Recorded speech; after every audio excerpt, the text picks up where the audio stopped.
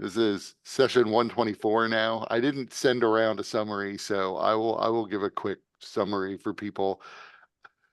You started out, you were in the room with the lava and the platforms. You explored the hallway that was cleared, was formerly filled with rubble. Was a door at the end of that. Beyond the door, there was a dragon bone golem, essentially just in a pile of bones form when you first went in. There's also a crushing trap that never got triggered, but the dragon bone golem reformed when you came in through the side door and came after you, but you quickly retreated. You then went through a separate room that was filled with explosive barrels and a delayed blast fireball that would occasionally drop down when somebody entered the room. You managed to make it sort of through there and into another little room where you saw some lightning elementals and a flesh golem. You again closed the door and retreated, not seeing any need to fight those things, and went into a room where you did actually wind up fighting a dragon flesh golem that later summoned the dragon bone golem by howling to it. And the dragon bone golem came to it, merged with it, and then you had to essentially refight it. Luckily enough for you, you killed the combined dragon flesh, dragon bone golem before it could shout and dragon and summon the dragon ghost, which would have been an amazingly difficult fight if the dragon ghost had got to you. But it never actually got to Hal for the spirit to come to it. You did manage, you went back essentially and managed to figure out how to open up the secret door that was hiding the secret hallway that led to the actual vault where Mordenkainen is keeping his treasure. You went down that hallway. T-Hole went into the room to inspect one of the chests that is in the room. There's a pile of gold in the center of the room. There's a lot of treasure in this room. Clearly many magic items, including a glowing magical lantern that seems to have pride of place in nearly the exact center of the room. There are several banners, essentially like battle standards, that are standing against the wall, all of which appear to be glowing. And as T-Hole opened up one of the chests, a ghost of a red dragon appeared behind him, defending what the ghost considers to be its hoard.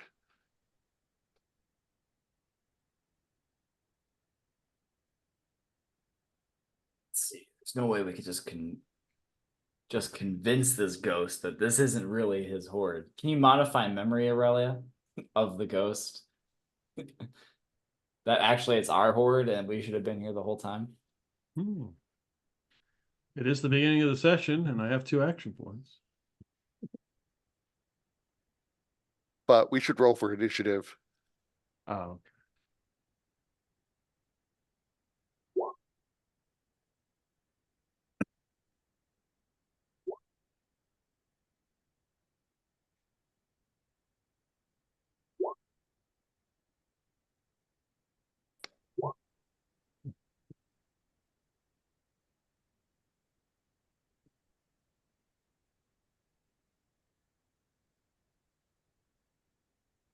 So Clave, you get to go first. get a Ray. Yeah.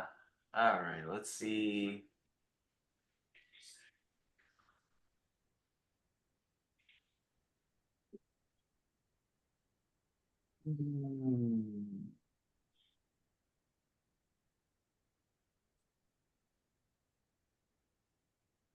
I'm going to assume somebody's going to do something much cooler than me, since I have like nothing right now. But I will use a bonus action to activate my crown, and I will cast Mind Sliver on the creature. No. It's a huge assumption.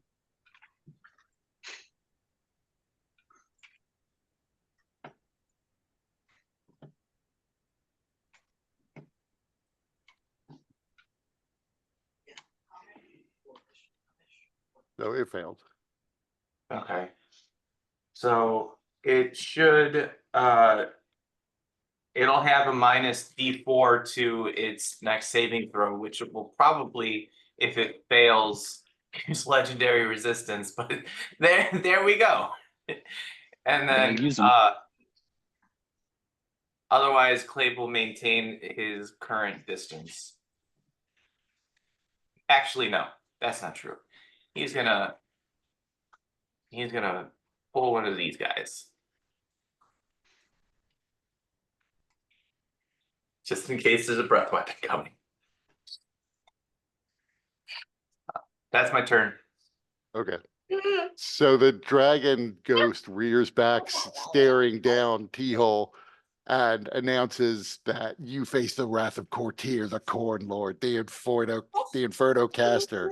She is the volcanic goddess who causes the very earth to quake with fear, like her scales were scarlet and red as the blood of Surtir.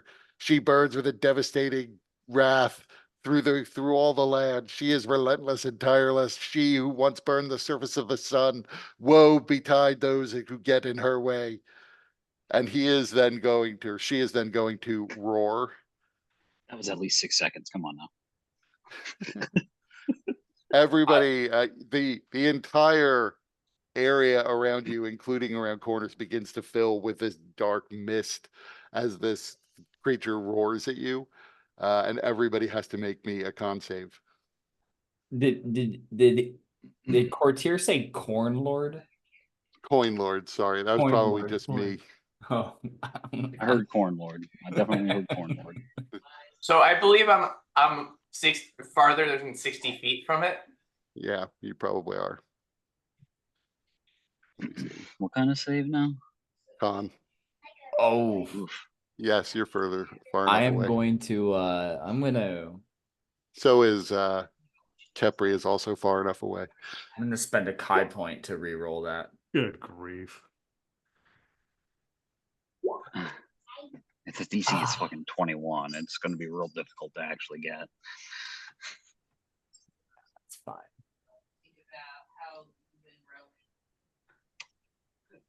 So it's just you three basically. So you all take 42 necrotic damage and you're frightened. Aurelia, you are going to age, Yeah, this age sucks for me, so I'm happy to. I'm glad I'm out of this but age you bracket. only age 2 years. That's okay. That's all right. You Don't could have wanna been get up to crazy. 40. Yeah, I but don't want it to get was just crazy. Stu. I don't want to get crazy. Yeah. So the three of you are frightened.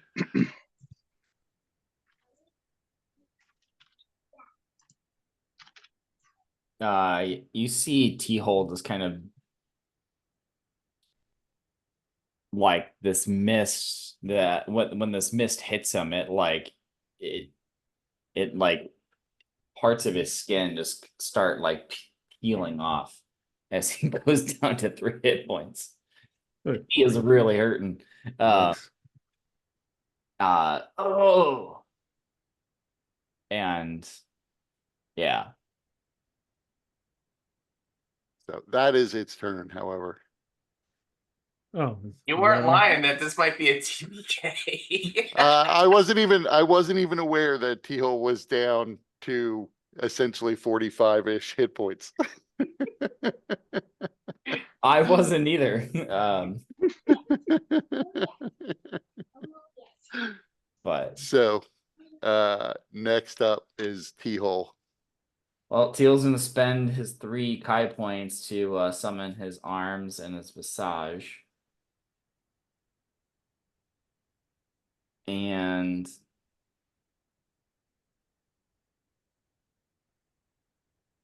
Then run away.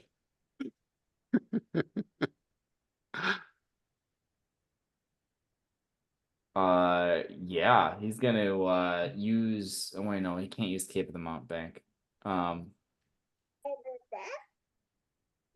But what he is gonna do, he's gonna punch him. So he can run away.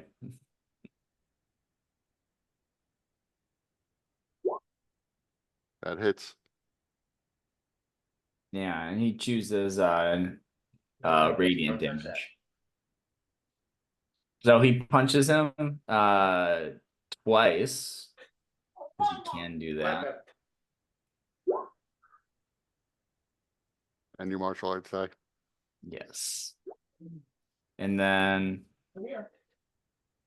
5, 10, 15, 20, 25, 30, 35, 40, 45, 50, 55, 60, 65. And I get out of there. So even though he's like, you know, as he's going, like flakes of skin are passing. I think he probably rubbed some on Zarius and Aurelius as he was like scooting past. He still manages to move at normal speed. But that is gonna be his turn. So there is a thin layer of dandruff raining down on Aurelia and Zarius as Theo runs past them. Like snow. Like snow, but different. And Aurelia or Zarius, either one of you can go in whatever order you prefer. I have Just look at a each other. We move, yes.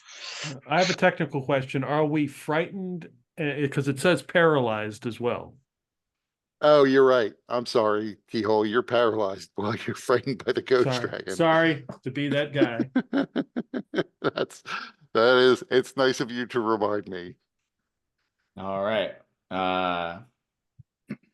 TPK. Much as I wanted the indeed. dandruff mist, but Do I That means have he didn't even punch. Right, he didn't punch because he was paralyzed.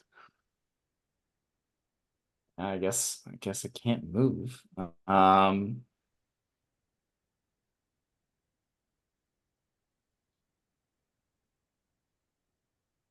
I guess, is there anything that I can do while paralyzed? Nope. I mean, right, if you have freedom of movement or something like that, then you're not paralyzed.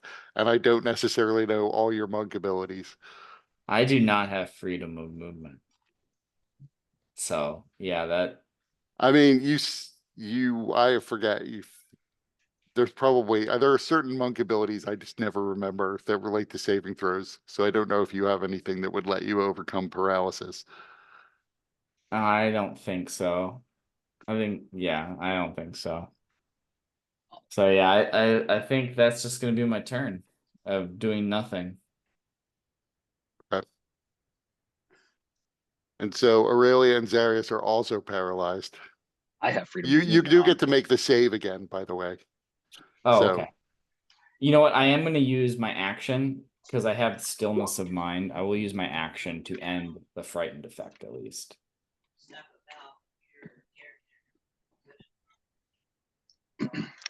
We just check something.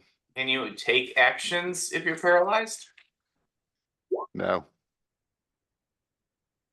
Hmm. So if you end, this is the thing, if you end the frightened condition, then you're not paralyzed anymore. It says while you are frightened, you are paralyzed.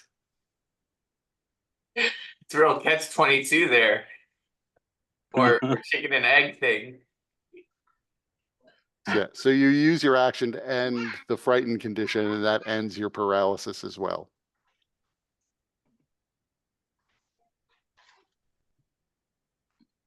Okay. And then you don't actually have to make your save again because you already ended the frightened condition. Well, I'm gonna do what I was gonna do originally, then, if that's the case. Because then I can still use my movement to get about here. Okay.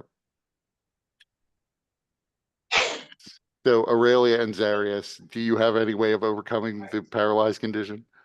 So I cast freedom of movement on myself in the last fight. Right So before then- I was turned to stone. Right. That's right. So you would still have that active. So you're not paralyzed. Okay. You're frightened, So- but not paralyzed. So you can take your action and at the end of the turn, you'll roll your save again. Can I drag Aurelia? You definitely Away. you definitely can automatically grapple and drag Aurelia away. You'll be at half your movement speed because you're dragging her. That's fine. half of 35. I'll let you determine that. We'll round that up to 20 Okay. as a Whoa. move action. So yeah, you can, I guess I'll drag you up this way. T-hole got hurt real bad. So let's, I don't know. I guess I don't know what Aurelia looks like right now either, but I'm not that bad. all right. I'll go ahead because I think I could do this from range. Yeah. Hugo T-hole. Ah, nice. That'll at least let me survive another hit. I mean, I guess I was right in front of that door. Could I have closed it? I don't know if that matters, but You could close it. yeah. So yeah, fucking just like kick it shut, grab Aurelia, move, cast heal. Okay. Oh, thanks. Thank you, And then Serious. both you and Aurelia can make your saves again. Okay, so we didn't get a long rest in here, right? No, not before this Not since that session. last Okay, fight, no. I don't think I'm frightened because I had mind blank up. I Oh, had okay. like 10 hours left on it. Because it's a 24-hour spell. Yep, that's perfectly fair. Nice. I need to check. So to see. I you don't are think I can not, be frightened. so to rewind a bit, since Zarius, that would be funny though, if Zarius was still dragging you away anyway, even though you're not paralyzed. But Zarius, you don't necessarily have to grapple and drag her away. No, I Just still, let's see.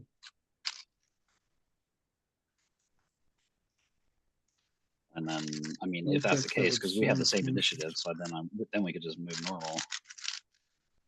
Well, the spell itself doesn't, it says read emotions or thoughts or the charmed condition. It doesn't say anything about paralysis, but I would. It's really the fear condition fear in effect. this I would, case. yeah, exactly. I would assume that it would prevent me from being frightened. Yeah. I would make that assumption if that's your assumption. Okay. I let So him then drag we me can- anyway. That's fine. Well, I don't have to. We have the same. We just move. Okay. All right. I mean, I guess what I possibly just still like stay at least parallel with you in the hallway, even though I can technically move a little further. You also have an action you could do something with. I don't know. Right. Right, so you do have an action you can use, Aurelia. Okay. Well, sorry about that. I'd forgotten about that. No, I also forgot, so that's good you remembered.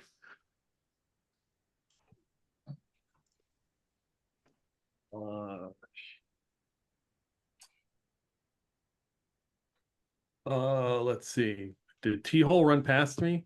Did He that did. happen or is it? Yeah.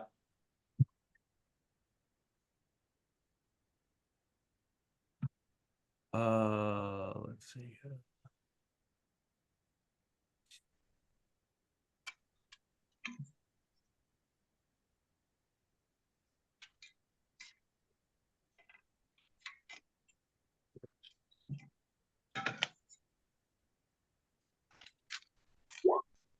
That's the full name of the dragon.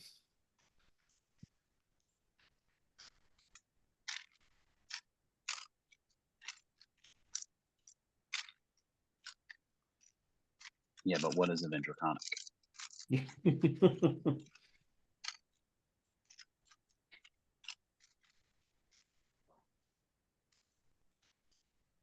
These dragons have a shocking amount of overlap with Entish. All right. Let's see.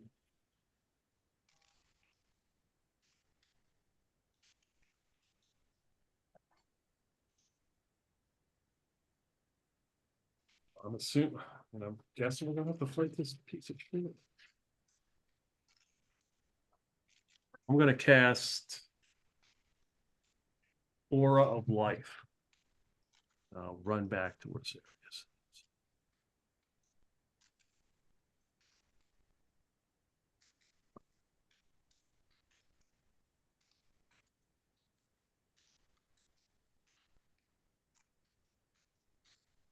So well, I guess I don't know what Clave's doing. Is the plan to essentially retreat for now?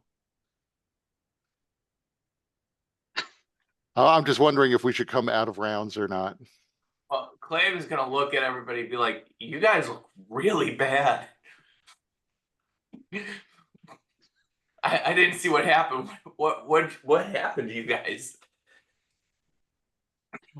Yeah, skin is flaking off of Deal. The dragon sneezed. How to Jesus. sneeze.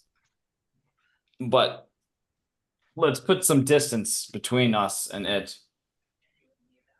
It's a ghost dragon, so it might be able to come through the walls anyway. But Well, if you stay Might within, be. It might be bound within the room or not wish to leave it. It's probably not bound in the room. I'm just gonna hazard a guess. what makes you say that? Because Mordenkainen is a dick, and that's just the kind of thing he would do. is make a place that you would think would be warded against ethereal travel, only to have that not be the case, and allow a dragon guardian full access. I mean, yeah. Is this a pocket dimension within the ethereal plane, or is it in the ethereal plane? you stay within my black light radius, you have resistance to necrotic damage.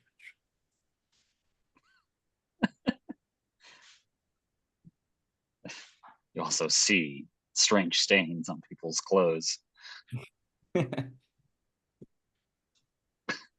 Droll marks. Deal's like, thank you, Aurelia.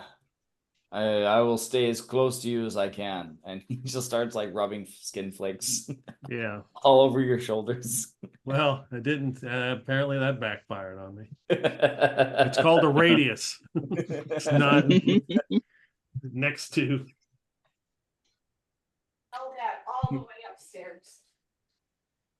All the way upstairs. Are there any other benefits of this? All the way. yeah, you do. Yeah, you do. all right, resistance to necrotic damage, its hit point maximum can't be Let's go take reduced. A non-hostile creature, living creature regains 1 hit point when it starts its turn in the aura with 0. So if you drop to 0, you get 1 hit point back. Nice.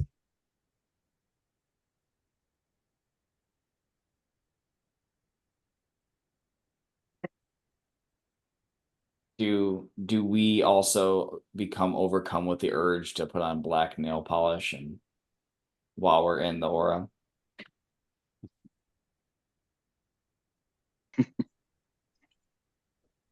I think we could just say Oh. it transforms you so that you are wearing black nail polish while you're in the aura. Oh yeah, yeah. Each of you look like a member of the Cure. Right.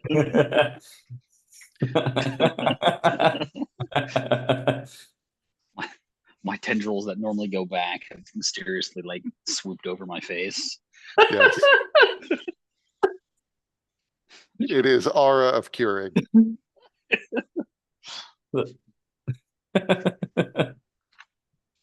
That's good.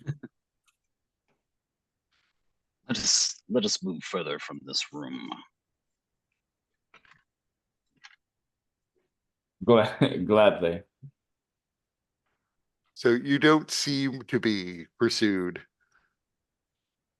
At least it's not you don't see it chasing you down. I'm here, but I'm not. I gotta change Maddox. Okay. A member of the Cure.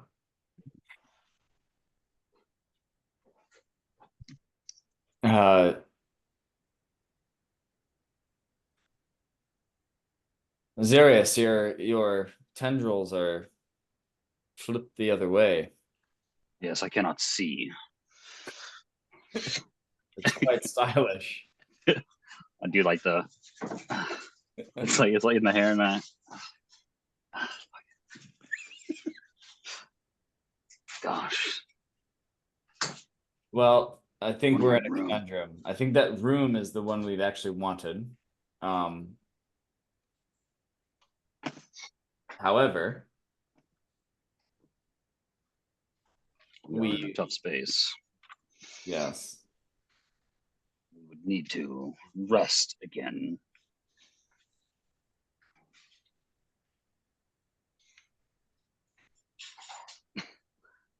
Which of course Well, is now that we know more what we will time. face, we need to, dare I say, have a plan.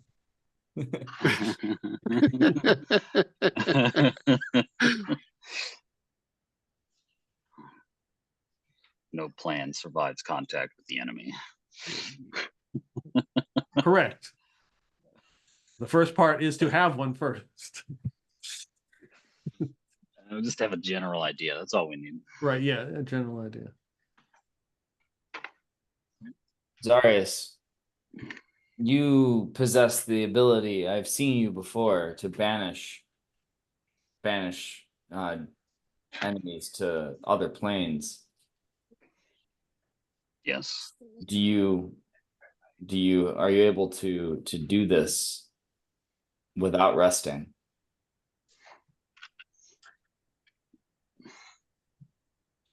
One second. Only 2 times. That could be an option. If It's not a very good option. Dragons are notoriously capable of resisting many magics and effects.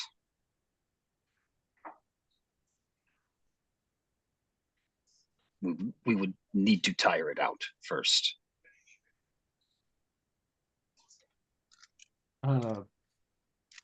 What? We would need to overcome its legendary resistance, is what he's trying to say. Okay.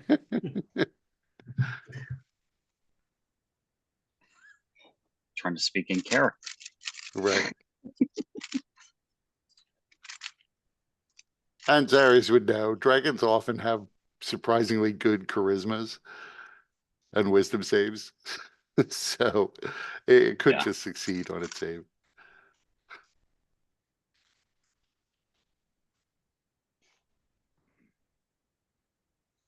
Presumably Second. Mordenkainen was aware of the banish spell. As a apparent expert of extraplanar shit, I would imagine. When he was tired of or done with a fucking something, he'd be like, bye. Go away.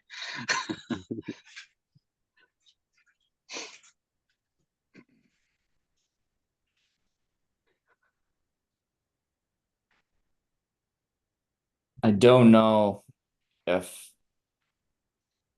the tried and true method of applying a stunning strike would work to an incorporeal being. I doubt it.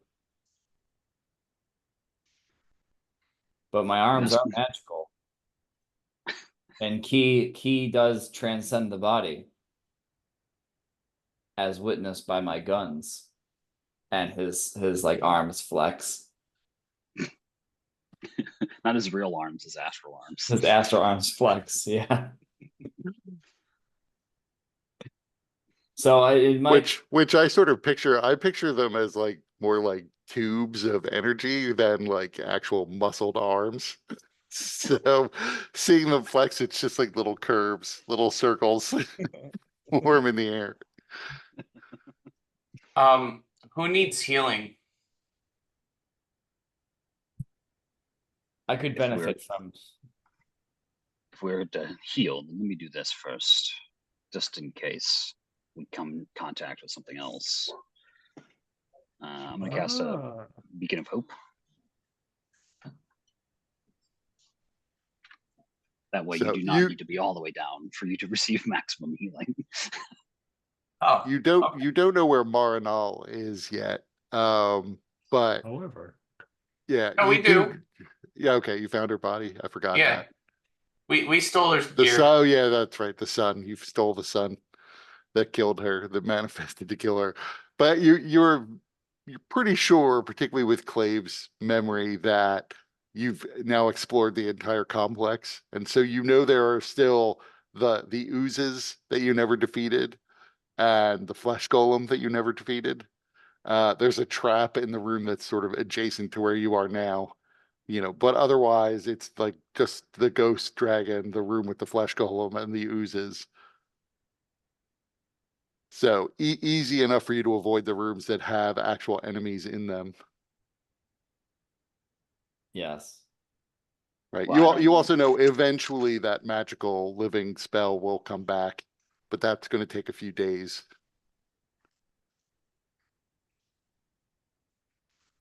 Alright, well, so who needs healing? I Everyone? could use healing. I think T-hole's worst off. Okay, Yeah. so in this beacon, regain maximum hit points possible from any healing. So you get 6 hit points, and then, or not 6, you get 13. I don't know why I said 6. And then let's see if I can heal more than that. Wait, where is the healing part?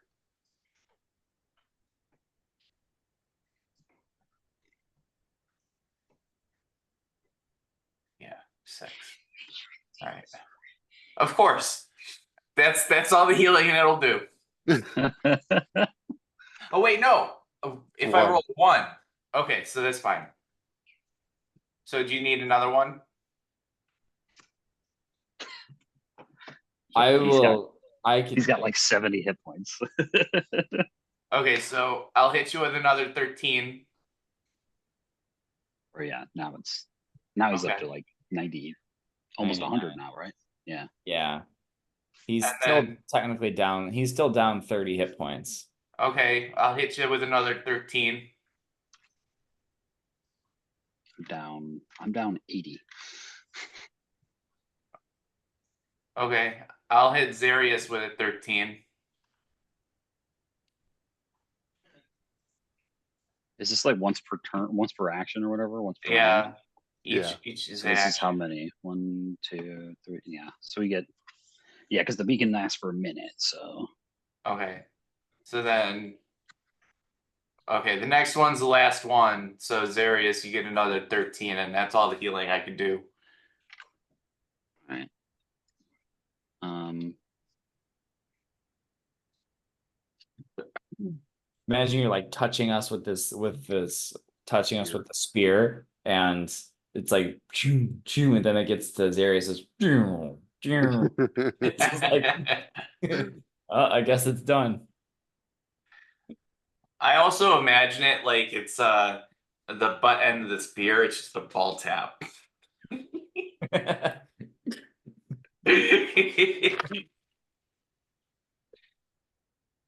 what are people's hit points looking like then?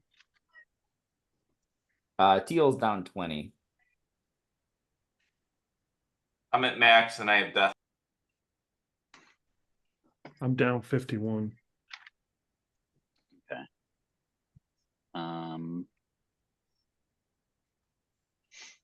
Then what can I get up to?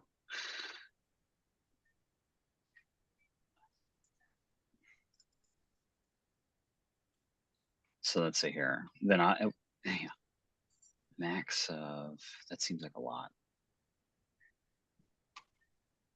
Yeah, it seems all right. So then, yeah, I'll go ahead and use my 7th level Cure Wounds on you, Aurelia. So that's the max of 78 plus 5. So I think you're good. 60. Yeah, that'll put me to, yeah.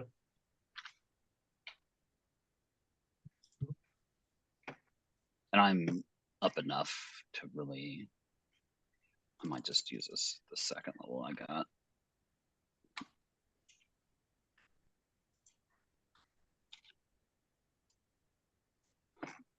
I have a single spell slot left. It's 8th level. And looking at the door and kind of around the area, we're not getting the sense of that it's anywhere near us following or approaching? You don't see anything. You didn't see anything when you entered the room, though. It just sort of materialized.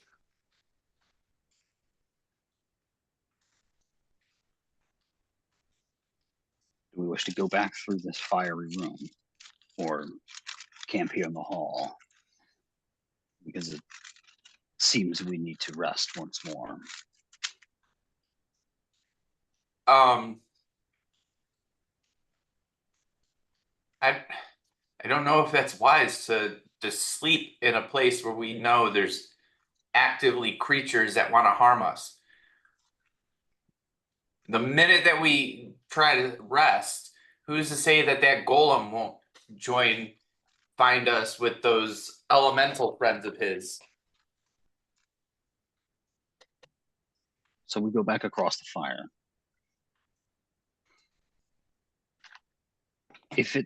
If it wanted to do that, it would have done so. It had plenty of time. Yeah, but once we open the door, we don't know if its behavior has changed now. And now that that vampire is gone, there may be other safeguards that Mordenkainen has in place. We sat around for a while after defeating the draconic bones and skin. Yes, but we're also on a clock. We've already spent 2 days in here. Do you have a better idea?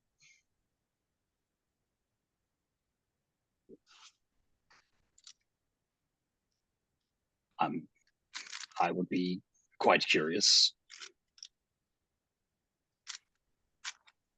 how you would resolve this problem.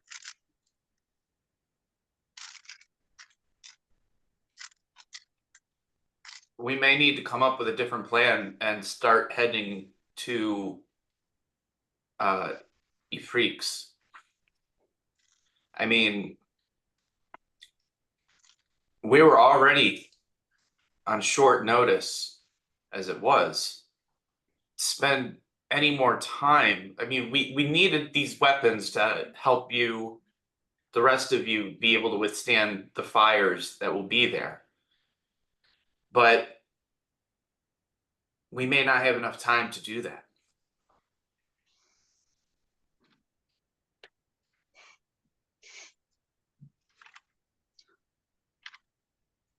Because it's already, even once we exit this, we'll have to get by the changelings and their undead.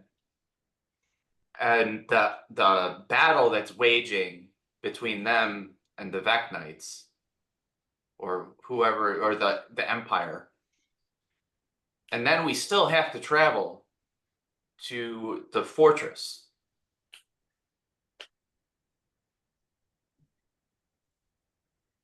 But then we would have come all this way for naught. I mean, yeah, but there's also the prophecy that says in the center, I as a person don't remember, but I'm sure Clave as a character recalls exactly the words that I'm trying to find. Within the center of his firestorm, yes. So we may not need them. I mean, it would be nice to have them, but we can't waste more time. When T-Hole was in the room, were the there were chests, right? Yes. Were they locked or nailed down? I mean, they're not nailed down. They do all seem to have standard sort of locking mechanisms on them. So they're probably locked. And We you may saw need- there are a lot of magic items in that room, like clearly, plainly glowing magical items. We may need to use subterfuge. This might not be a situation that we can just brute force our way through. Aurelia, did you ever see Mordenkainen?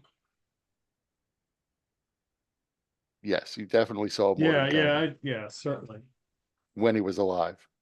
Yeah. Can you describe Yeah. him? I mean, I think T-Hole and I both could describe him, right? We both saw him. No? Right. In fact, even Zarius saw statues of him in the in his minor manor.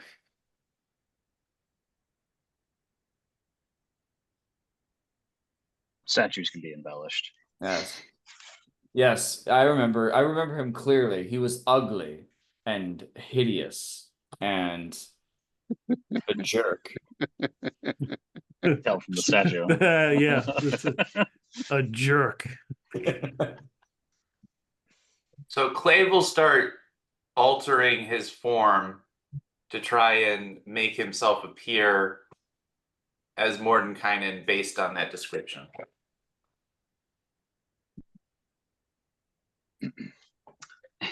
While they're doing that, I'm actually going to step aside and pray to Osiris for That the Hail Mary. the protection and guidance and skill necessary to go into the room and acquire what we need and then get out. It seems a bit much to ask for the ability to just get what we need immediately or to banish the fucking dragon out entirely. So it seems a stingy ask. And do Yeah. call upon my Pretty sure the divine cat intervention. lord would do it if if he wanted to, but whatever. you can roll your divine intervention. Oh, cats are. They just kind of do what they feel like.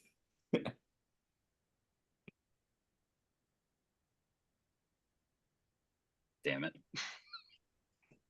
So I'm curious now, how are you actually describing Mordenkainen to Clave?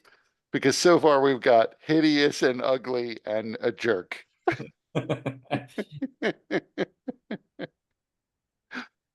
I mean, T-Hole would certainly use those words in no uncertain terms. I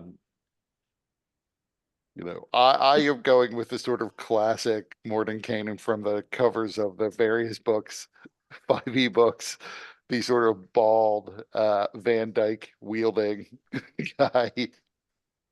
Is T-Hole very good at sculpting with clay? And can clay let that happen? this long clay making montage.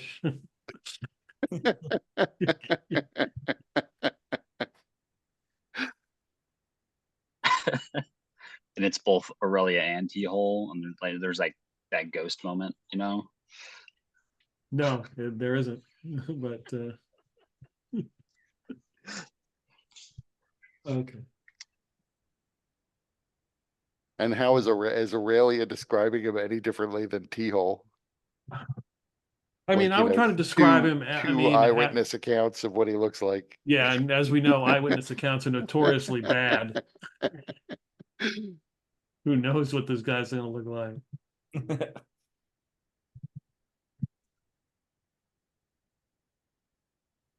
T-Hole's bald. T-Hole is now bald.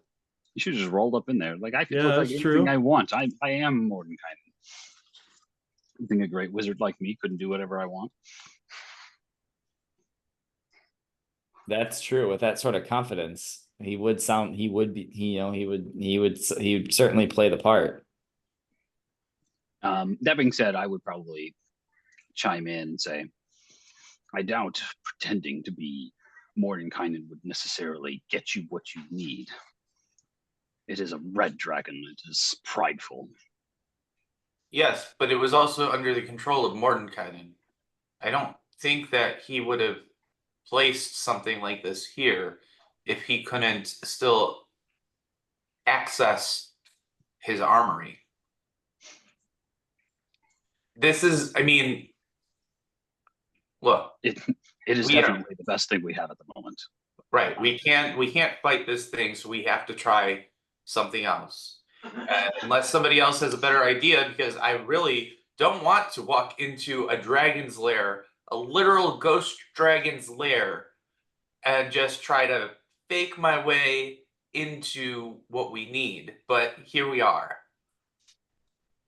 So Morton kind of looks like Yul Brenner. So, Yes, a bit. I'll just describe Yul Brenner.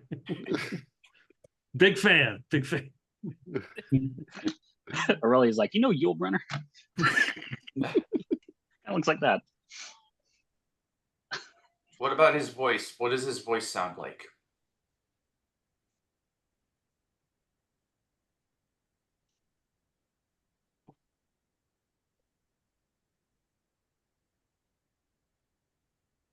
Um, arrogance, haughty. Thinks he knows. Basically like Clave's voice.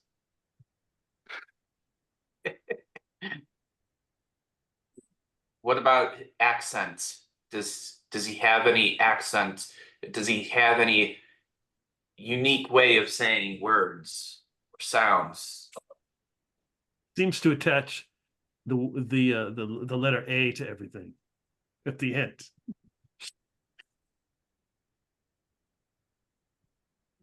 He may be Canadian.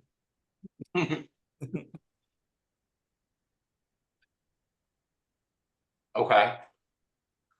I do think I remember him saying, I do think I remember that, A.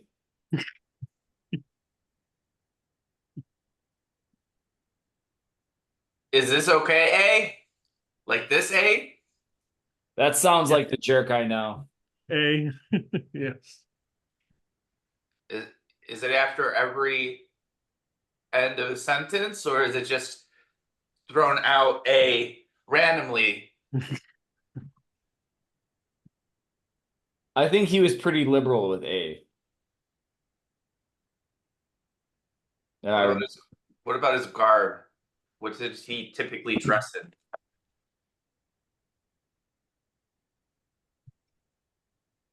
I think he would wear typical wizard robes, flowing, lots of pockets, so he could hide all his knickknacks and. Patty wax. Yeah. Clay, roll Aurelia, Justice Aurelia clothing remembers. match. Yeah, Aurelia remembers him mostly in latex gimp outfits. Yep. Yeah.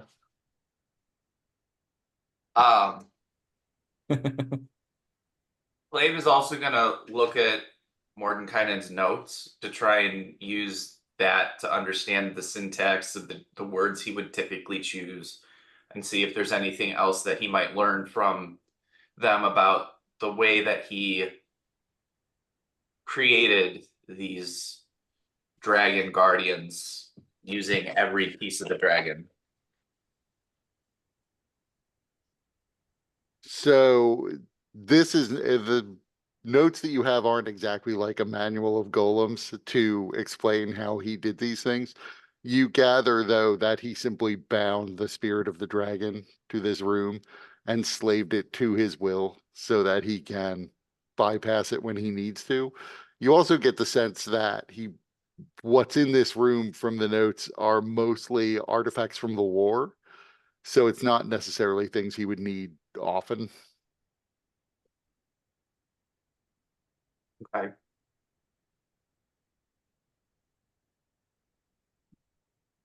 But from what you gather from the notes, this is probably not itself a construct. The other things were formal constructs. This is just a ghost, and you're in the spirit world. Okay. All right. Is there anything else, A, that I need to be able to take on this dragon? A? I just want to send a message to Zarius from Kepri. This plan is terrible. I don't know if you realize this. Can you be, Clave, can you be frightened?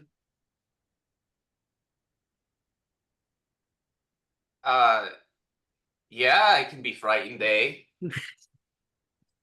Well, I could cast protection from evil and good on you, and then you wouldn't have to worry about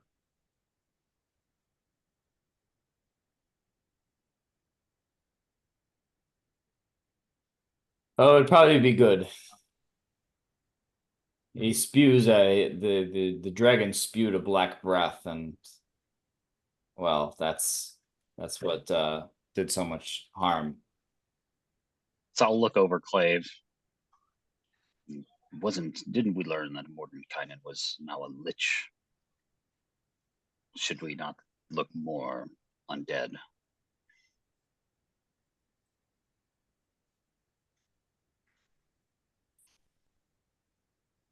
Yeah, but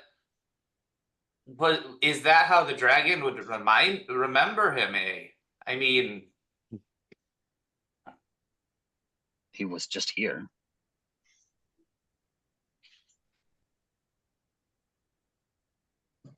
That's a fair point. Maybe like have some skin falling off or something. Heel's an expert on that now. He could show you what that looks Yeah. like.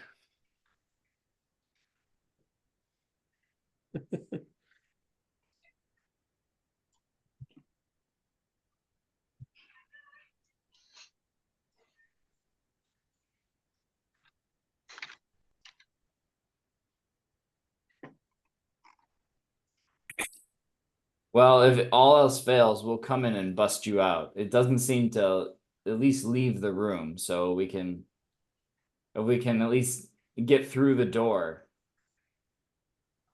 It seems like we have an out.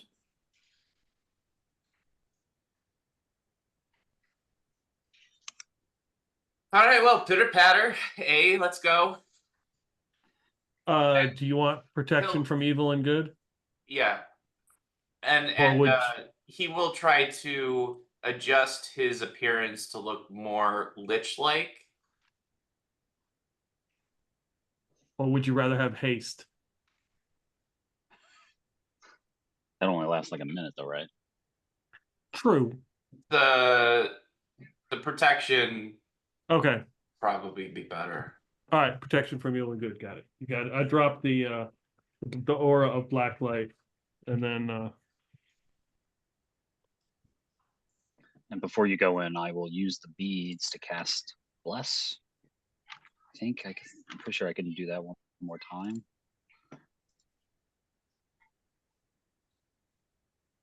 Yeah, there's two of those, so perfect, yeah. So use Bless, and I will bless you, T-Hole, and Aurelia. Just in case. Less.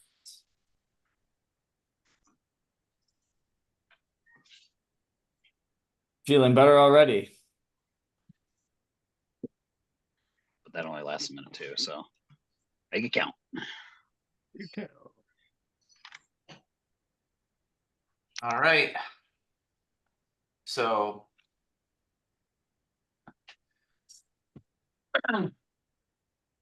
Clave in the disguise of Mordenkainen, the best that he can muster. Oh, before you leave, good luck, and I inspire you. Okay, cool. So I have an inspiration. I have Death Ward. I have my mount. And then I have Bless. Oh, wait, no, that one. We'll say this is Bless. And then protection from evil and good. Okay.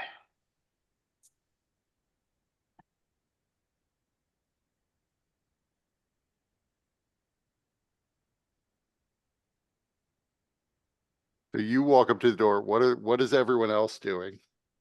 And where are you going to be relative to Hoping this? for the best. Oh, I don't want to be seen.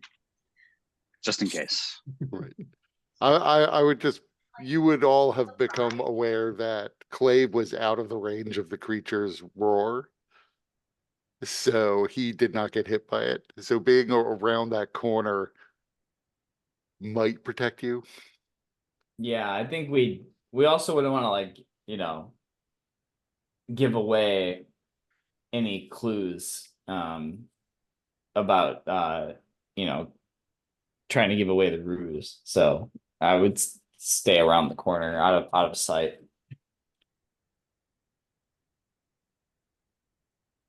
Okay. Be cautious. Dragons are cunning.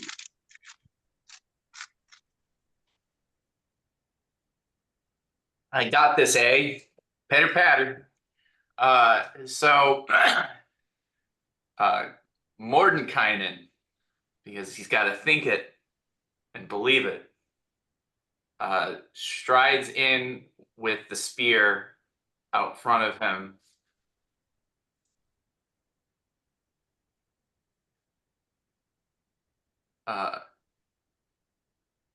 Quirtier, Coin Lord, hey, get your ass out here, eh? As you open the door, you see there are now 4 fire elementals in the room. All of which sort of turn to face you as you come in. Get your flatulence out of here, eh? So first, let's roll in the initiative.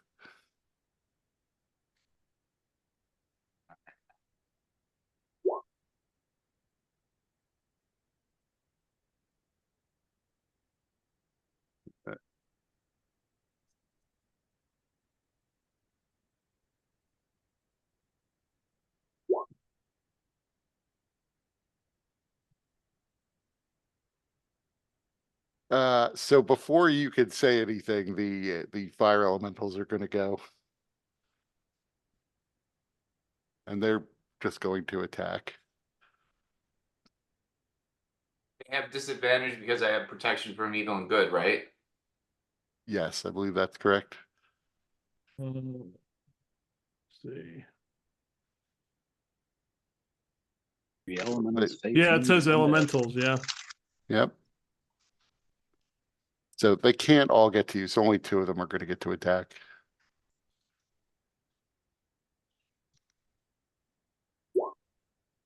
Miss. Miss. Now you get to roar out your commands. Back you shirt tuckers. This ain't time for this, eh? Don't you recognize your master Mordenkainen, eh? Quintier, get out here and get these fuckers away, eh?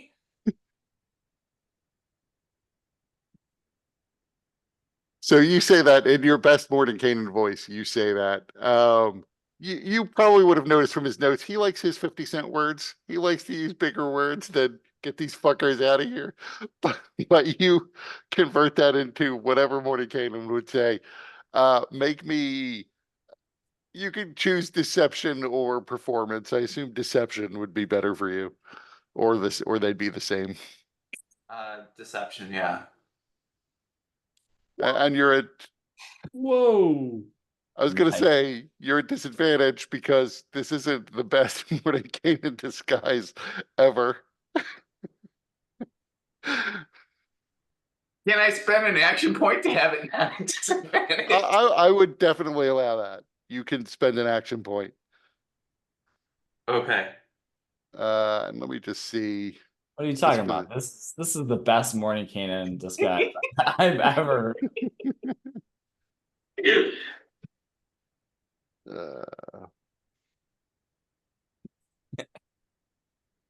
Pull it into the token layer for a second so that I could see what his insight check is. So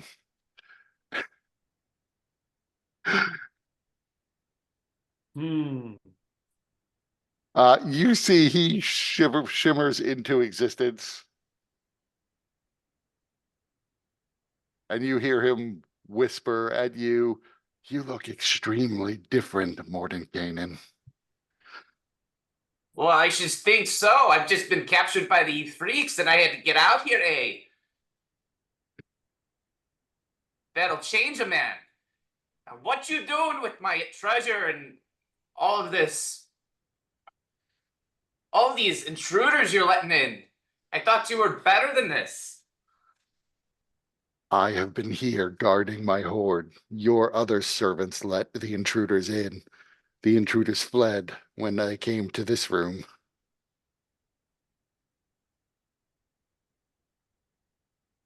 Uh, so. Well, I need my weapons and I need to get them. So move on, get those intruders. Well, I get what I need for mine. Eh? What weapons is it that you require?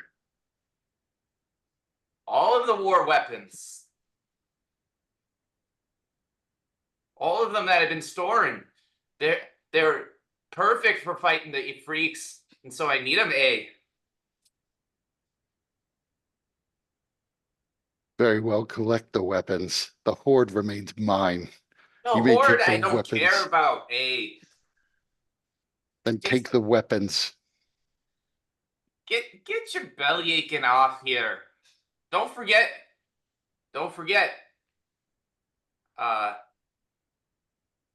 That you know what you're meant to be doing here. I know what my role is. Do you remember our pact? Yeah, I got the pact.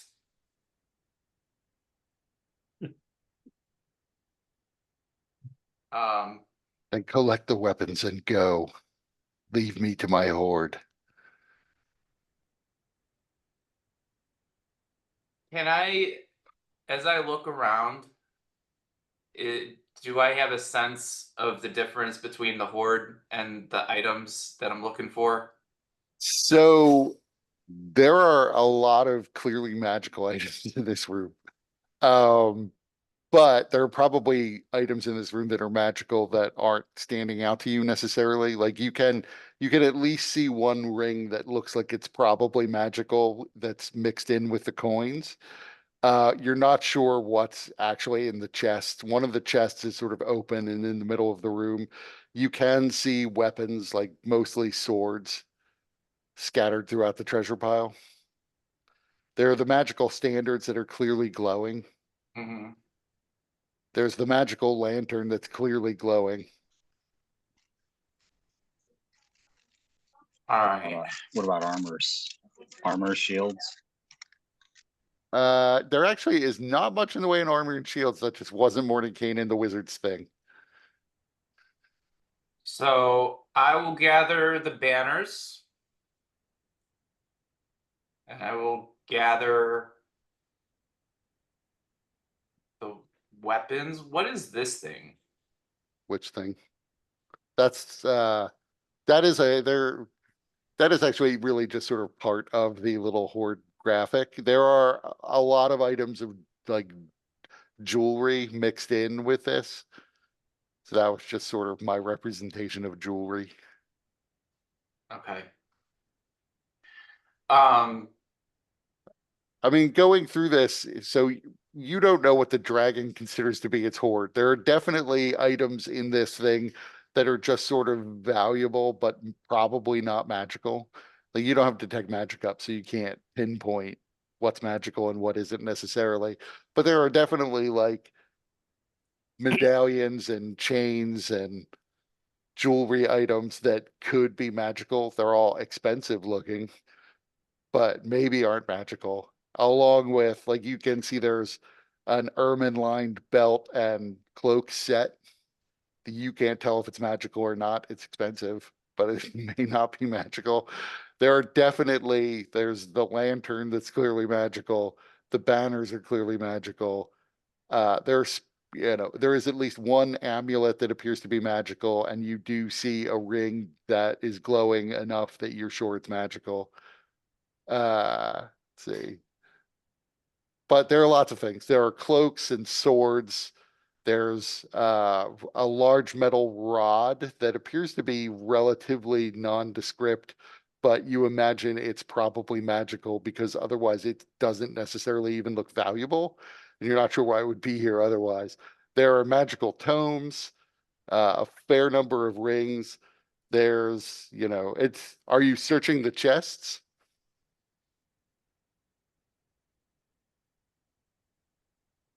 You have the bag of holding. I do. Right. The chests would not fit into the bag of holding. They No, I wouldn't know. fit through the Yeah, opening. So But yeah, looking at the chests are covered in runes themselves, so the chests may be magical. the hoard, the coins, are they all gold or are they all of one type of metal? No, they're not. They are, you can see that they're silver pieces. There are what you're smart enough that I would say you would be aware. A lot of them are electrum, as that used to be a currency that the Empire used to use. There are a lot of platinum pieces and a lot of silver and gold. Okay. In fact, it's almost, there's so many coins in this room that it is a little bit hard to separate out all of the various little items because a lot of it is just sort of buried in the coins. You can pick out like the bigger things easily, and individual rings or pieces of jewelry might get lost underneath the gold. Unless you spend a lot of time sifting through things. I'm gonna take a risk here.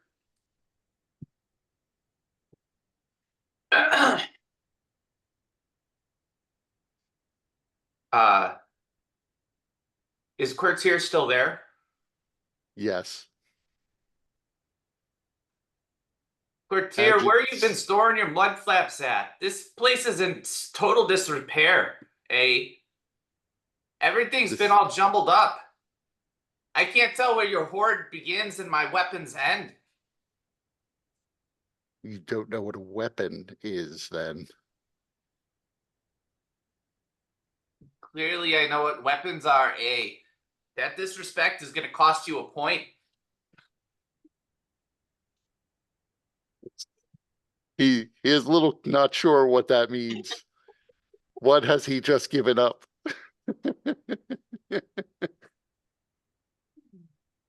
You should be able to find your weapons easily enough. The rest is my hoard. The small items that you might lose in this room are clearly all mine.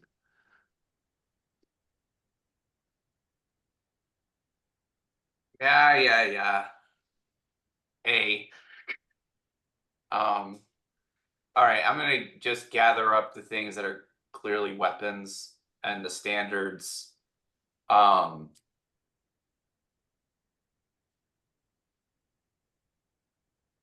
So Nah. you take the three banners.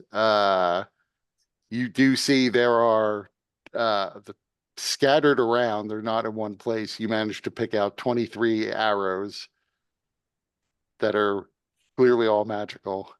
There are 5 different swords, 2 short swords, 3 long swords. There's the nondescript rod. I don't know if you're taking that. Yeah. There are 2 books that you don't know if they're hoard or weapon. I think Mordenkainen would consider books to be weapons. I'm gonna take them.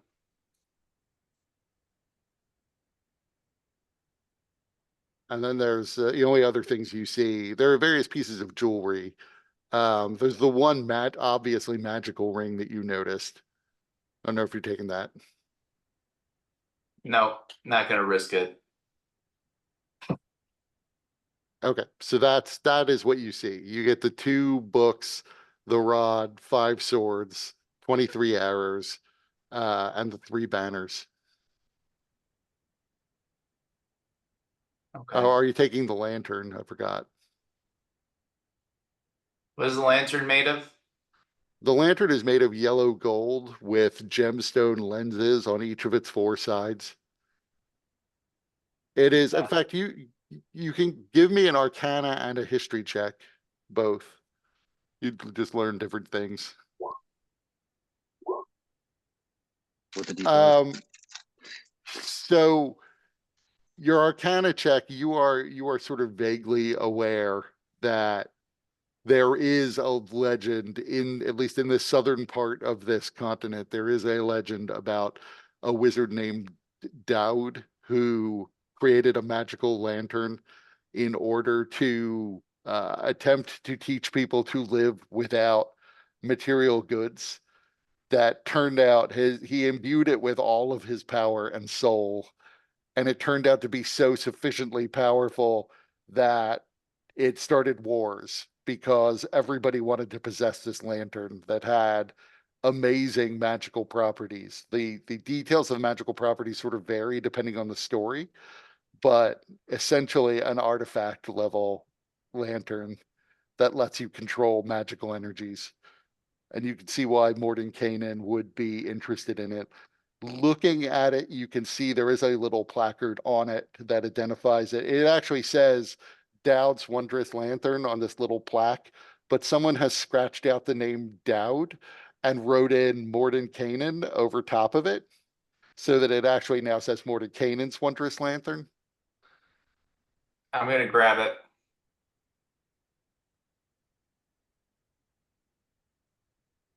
As you pick up the lantern, you can see the dragon becomes increasingly agitated. Do you have something to say, Quirtier? You're taking my lantern. It's clearly labeled with my name. You're taking my lantern.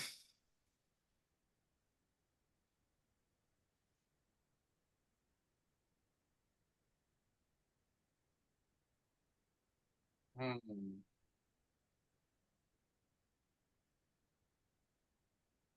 Another point.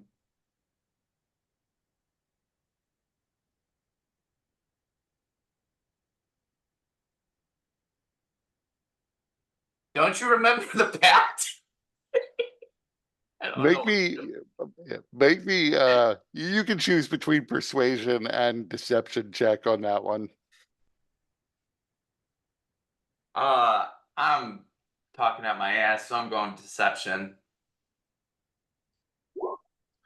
And I'm going to use an action point to re-roll that. You still have bless. Bless doesn't help on, you do have, bardic inspiration, but bless doesn't help on skill checks. So- Saves and, I thought it saves did. and attacks, saves and attacks. Oh, So yeah, I'll that's right. I'll go with the 14 and I'll use my bardic inspiration. So it's a D12.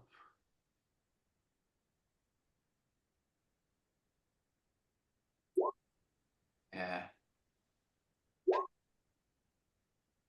Shit. The dragon rears up. It appears to be ready to attack. All right, I'm going to grab it and cast Dimension Door. Okay, you can get away with Dimension Door. Are you taking the lantern? Yes. Okay. Let me duplicate this. I have like a whole thing for what was in this room. But let me duplicate it so that I can only show you the things that you actually took.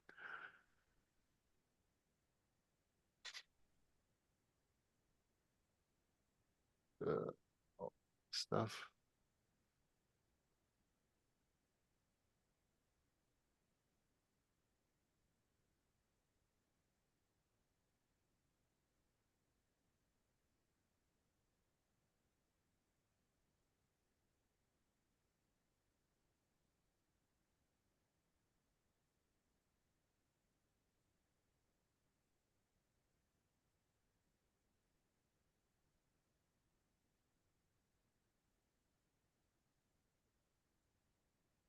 Okay, so I have this ready for once you identify these things.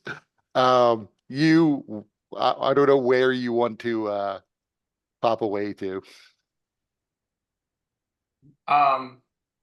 So I am going to Dimension Door myself here. Okay, And then once I do, I'm going to yell out so that the others can hear me. Run! Get away! Get away! Run away. So yeah, everybody can roll me initiative now.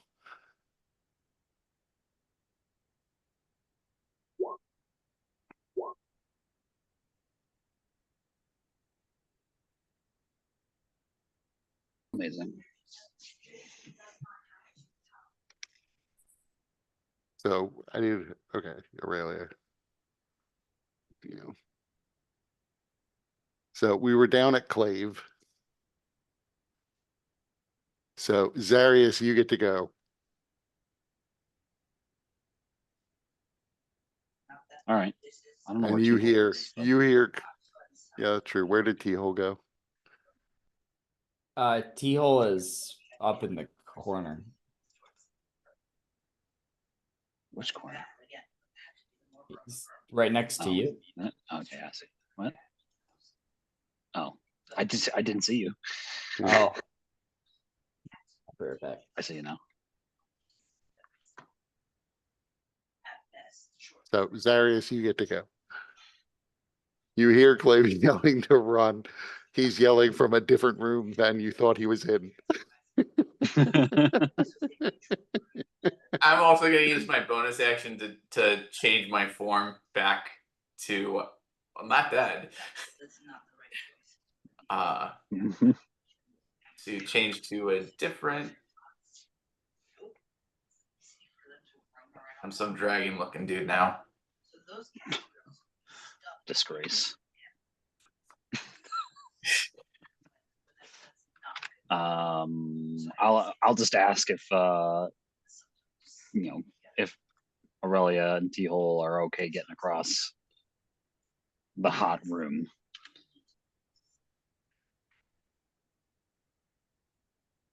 Gonna have to be. Yeah, T-Hole can run along the wall, but he might take a little bit of damage as he runs.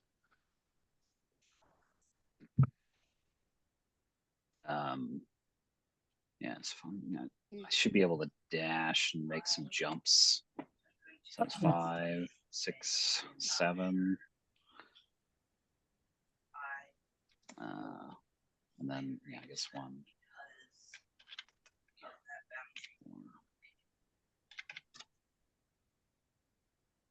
I think it's about as far as I can make it with a movement and a dash.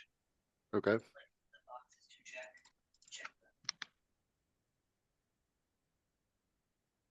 don't think there's any great bonus actions for me that will help in this specific instance.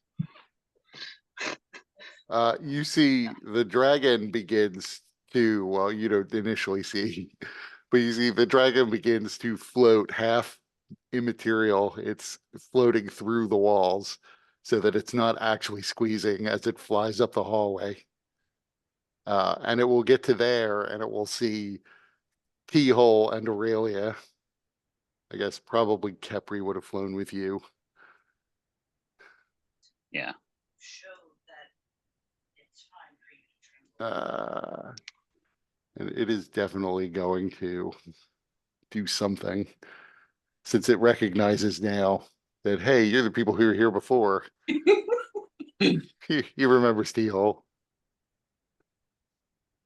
Remember that ugly mug anywhere.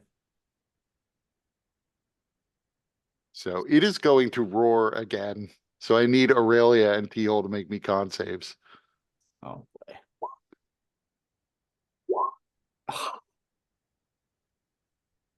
boy. Spend a Kai point. Because anything is better than a crit fail. Hey, that one made it. Yep. Are you taking the 16 Aurelia or 17 Aurelia?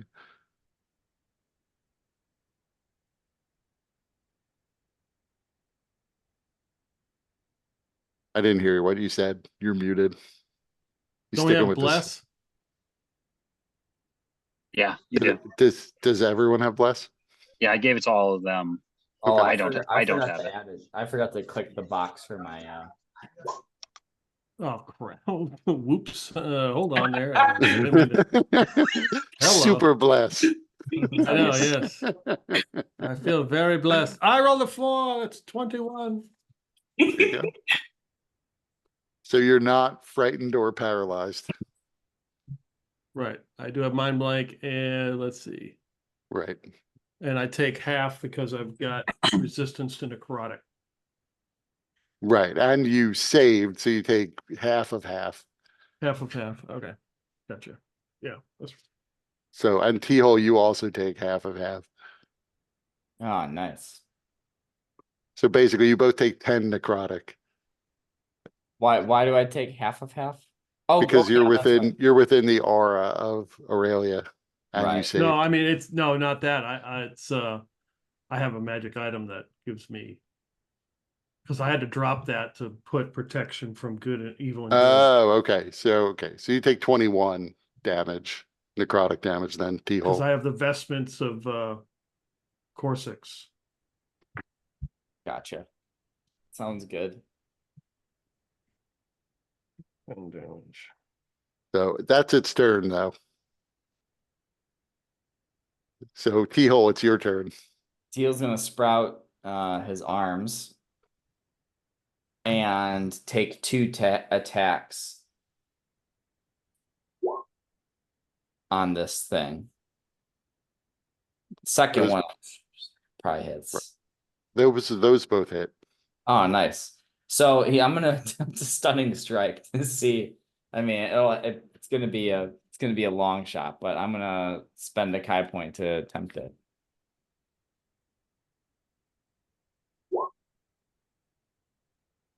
Just made it. So I'm you're not sure if it can be stunned or not. You just know it doesn't appear to be stunned. gonna try it again for the second attack. Okay. That did Now not. yeah, now you're sure it can't be stunned. Teal's like, doesn't this creature have key? I mean, you don't know if it used a legendary save or not. You're not sure whether or not this is just a punching a ghost thing or Yeah. Well, that is his action bonus action. You move. Uh Good idea to move. you know what? He's gonna move. Well, not into that room. Let's see, he was here. He's gonna move 25 feet this way. And then he doesn't have fire resistance. you could run along the wall. You'll just take a little fire damage as you go. What's a little fire damage to a lot of necrotic, you know? Yeah, he's gonna run along the wall, which he can get to about here while doing that. And that's how is that 2D, like how many D6? Yeah, it's 2d6. So of course, Oh, you I rolled for you. yeah, of course. But I'm gonna use my reaction for deflect energy to negate that. Okay. Which is So that's more than 12, yeah. Well, I guess you have to roll your d10. well, it's plus your Yeah, you're monk right. level. You're So, right. More than 12.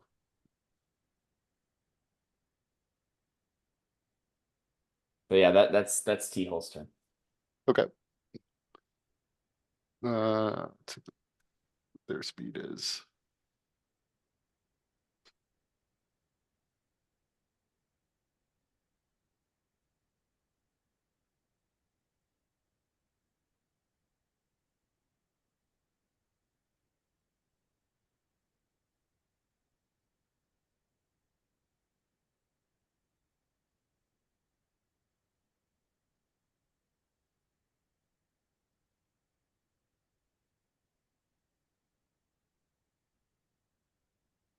That one is gonna be able to make it up to Aurelia, so the fire elemental is gonna attack Aurelia.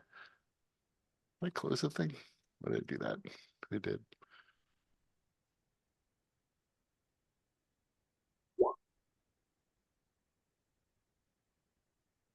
So I assume the 21 hits, Yep. so you take 7 fire damage. Okay. The other ones are gonna start backing up. The dragon can occupy the same space as the fire elementals. But the fire elementals are marching down the hallway. And it's Aurelia's turn.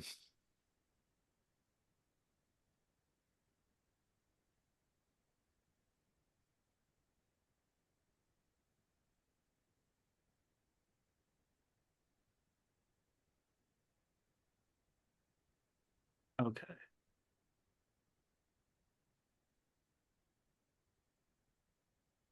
Shit. All right, I gotta make 2 con saves because I got concentration spell. Yeah, where was that earlier? 9 plus. I'm still blessed. That's a save, so I would assume, yeah. So I made that one too. I'm going to make an assumption that if I have a 4th level spell, but I don't have any 4th level slots, but I got a 5th level slot, I can cast that spell. yes.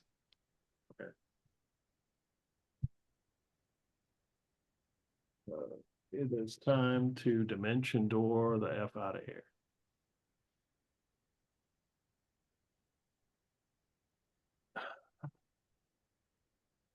So where are you dimension dooring to? You know the layout of this place pretty well.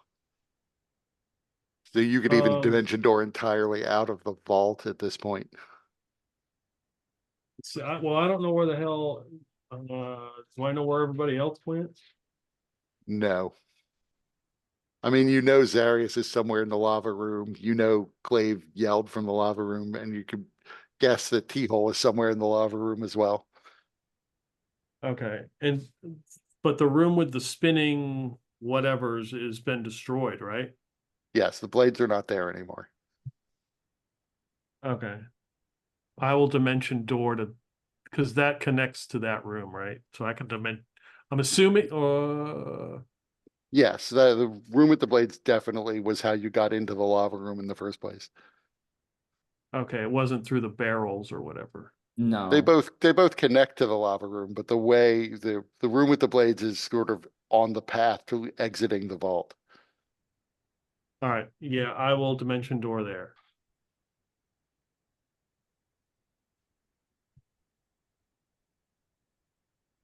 So you can do that. You can put yourself where in the room you want it to be. It's all Okay. within range of that spell. Anything else you're doing?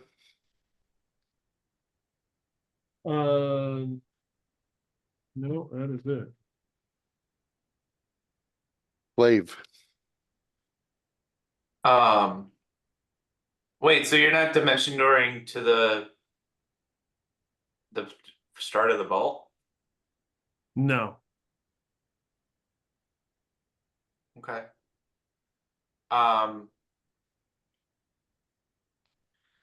Yeah, Aurelia doesn't leave everybody behind. Which makes an escape. Hey, I didn't dimension door to the front of the place either, so I could give you guys a heads up. All right. I'm going to move here to wait for Zarius, but in the meantime, I'm going to use my crown to cast Conjure Elemental. I can. Okay, so 90 feet. So I'm gonna put it right here and command it to fight. Takes a minute to cast that. It takes a minute to cast that? Casting Oh, time 1 minute. okay, never mind, I'm not doing that. Got any more action points? No. Uh, but all right, so in that case, I'm gonna hold my action, waiting for Zarius. Okay. So Zaris, it's your turn. Alrighty, well, I'll just continue to move. I'm gonna jump. Technically, those round ones are pillars, but it's designed for you to Oh. jump from platform to platform. If your strength is see. at least 10. Got it. Okay. Yeah. I got 16. So okay, perfect. That makes it easier for me then.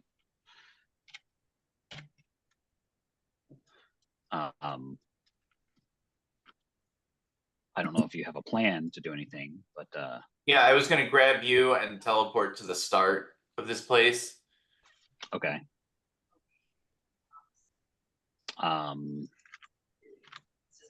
Shall I bring this place down? Oh, with the earthquake?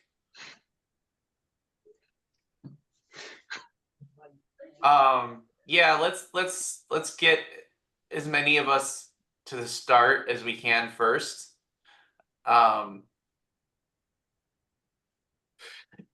then, I see Aurelia. Figure she's fine. I don't see T-Hole. I'm not real concerned about him. But but I figure he's fast. So I'm gonna use my last spell slot above second level to cast well, wait a minute. If I with Dimension Door, is there an upcast? No, I don't think so.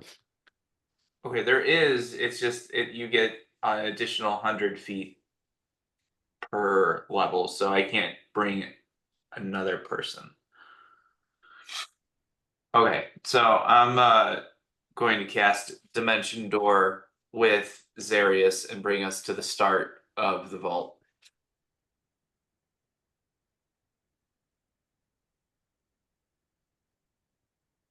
Okay, Which I don't know where that is.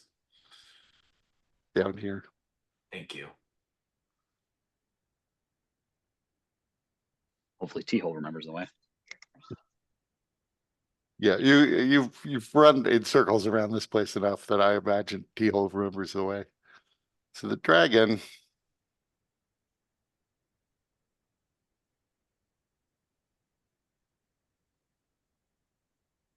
We'll get to here and realize that's T-Hole.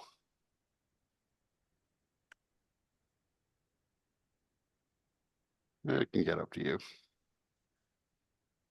You're the only target it can see, so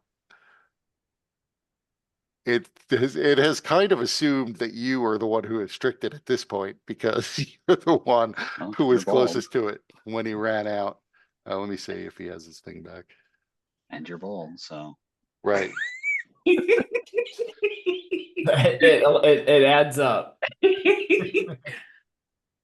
So it is going to incorporeally try to bite you and then claw at you. The all of those attacks hit.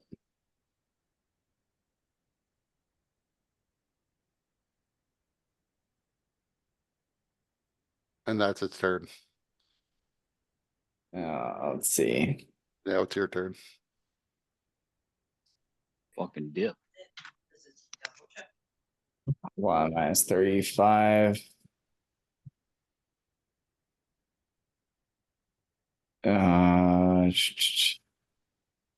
Minus 19. Minus 17. Oh, that really hurt. That really hurt. He's not gonna survive another one of those. He's going to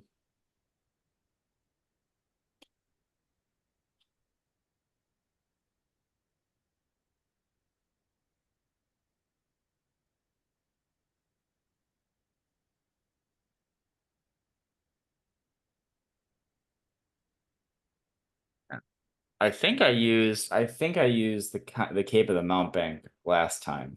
You did. Yeah. So I Yeah, an action point, you can do another use probably.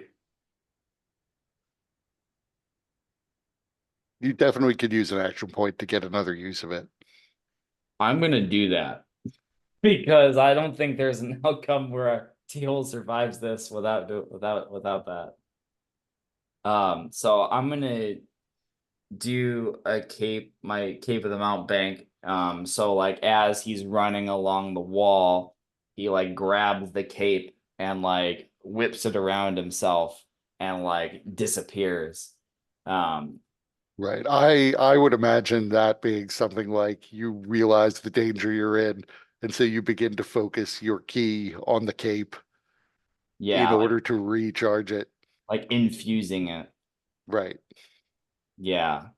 And um And he's where are gonna you dimension dooring to? to the entrance. To your surprise, you dimension door to the entrance and you see Zarius and Clave. Because you didn't know they were there. Teal like appears and then his eyes narrow. And then he like looks around, he's like, glad we're all on the same page. Where's Aurelia? I mean, Clave saw her in that room, so he knows she's in the room where the blades used to yeah. be. But no, because he wouldn't know that T-Hole didn't grab her when because he figures But T that's fair. shit. I haven't seen her. I was able to call on my key to get out of there. Not a moment too soon.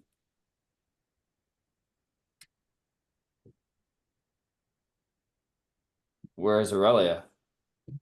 Last I saw, she was in one of the rooms with the saw blades, just south of the molten room.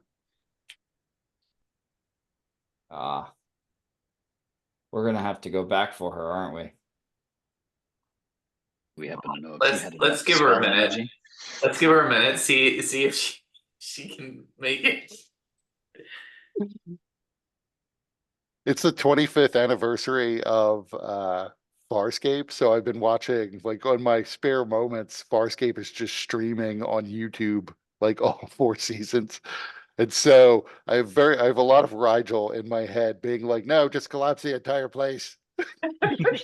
She's gone.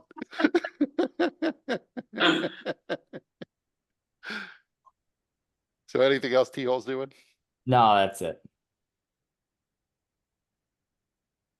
So Aurelia, oops. Wrong tool. You see rounding the corner, fire elementals begin to sort of spill into the room.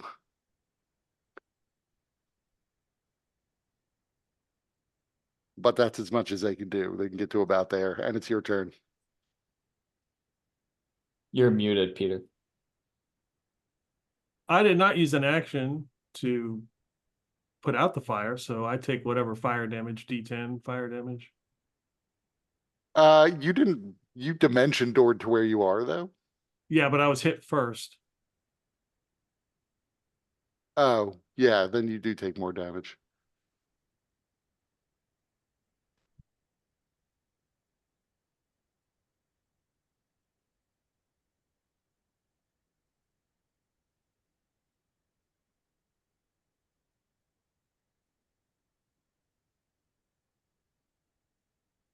You take 9 fire damage because you're on fire.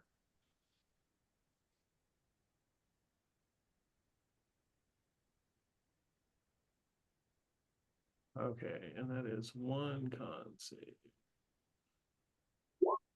Golly. All right, well, the protection from evil and good drops.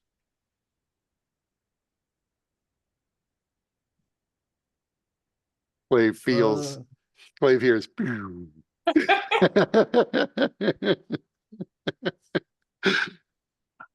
And then Clave is probably like, she may be dead. Yeah. Definitely collapse it. Yeah, bring it So down. I will dimension door to the entrance. I imagine this is Aurelia right now.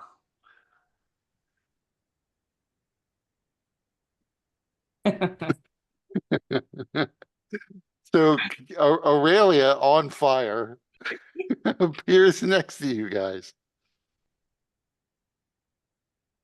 Oh, good. We all had the same idea. uh,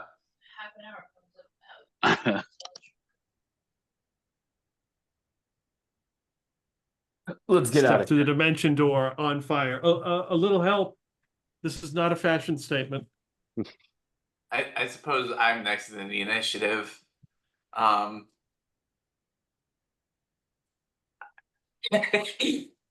gonna open up the bag of holding and just dump stew on her to put out the fire. So, you know, I just have to say, as he pours this steaming hot stew on your fire, that it puts out the fire, but it also causes 1d6 fire damage. Oops.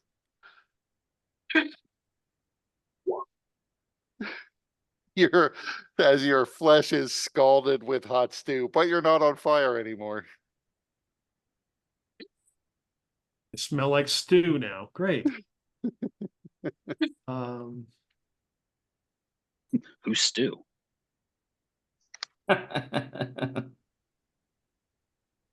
fire elementals are coming. Zarius, do your thing. I was able to get a bunch. Hopefully it's enough. Start going up. Yeah, you climb the stairs. We'll say you all climb the stairs. Was this an extra dimensional space coming down here? Doesn't seem to be. Seems to be Okay. physical space in the spirit realm. Got it. I mean, technically, you're still inside the 5-sided pyramid, the better than pyramid that so if you cause an earthquake, you know, I don't know if you want to leave the pyramid entirely before you set off your earthquake or do it inside to seal it immediately. I Can think you it's a post this out? range. Yeah. So I think I could do it from Lord. outside. Yeah, it's a bit of a fucking description. Cliff notes for this thing. Why is it a legacy? What makes it Because it's in D&D Beyond. Oh. One of the things you'll lose access to, apparently. They did reverse their position, but we'll see. Yeah. You never know with those coastal wizards.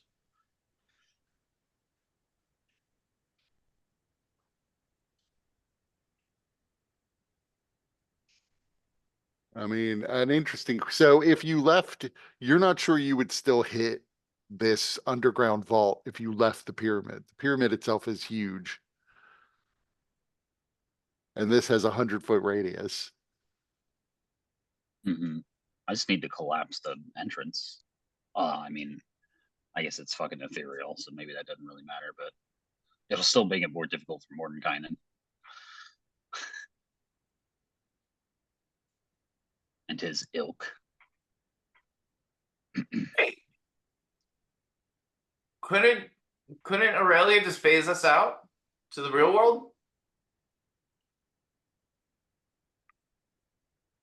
So you can catch a lot of the thing where you are.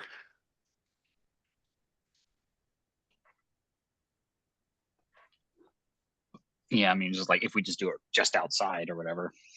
Aurelia can use the war horn. It's just that takes a minute. Ah.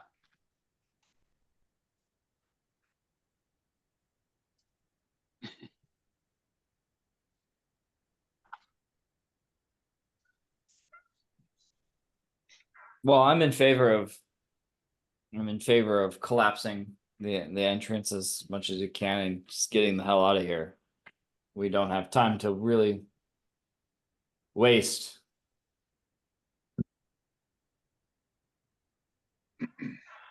No, let's do it. So yeah. Oh, mean, I see. I see. Yeah, I was misunderstanding the spell. So yeah, you could leave the pyramid, then cast it. It's 100-foot radius, but a 500-foot range. I Yeah. was, for whatever reason, imagining a 100-foot radius centered on where you are, which would actually make it a much less useful spell. Yes, yes, it would. It would be no good. So yeah, we can leave, and then I can cast it like on the pyramid area, and then while it's doing its thing, Aurelia's doing the whole business to get us the hell out of here. Well, actually, yeah, this is a complicated spell. So you probably can't leave the pyramid because it's still a spot you can see within range. I will. I could do it on the area that is the entrance. Right, but so if you were outside the pyramid, you can't see the stairwell that leads down to. It's not like a straight shot from outside the pyramid to this stairwell to the vault entrance. But the entrance to the pyramid. Right, you could still collapse the entrance to the pyramid. I mean, yeah, collapse the fucking pyramid. How big is the pyramid? So the pyramid's about 500 feet on each side, but it's like a pentagon. Yeah, yeah. Take out one of its supporting walls. Rest will collapse. The Potentially. pyramid, like Enough many of it. pyramids, is mostly a pile. So Yeah, that's a fair. lot of it may survive, even an earthquake.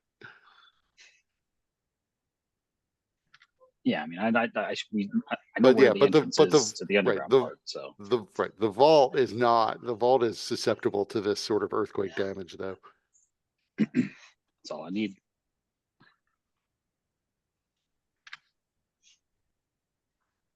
So you flee the pyramid and cast this spell. The entrance to the pyramid does collapse when you do this, and you consequently you can't go in and check. You don't necessarily know how much of the vault you collapsed. The pyramid itself does seem to be largely intact. All around you, you see what appear to be Imperial forces who have forced their way through the portal. They appear to be quite surprised as there's an earthquake that partially collapses the pyramid.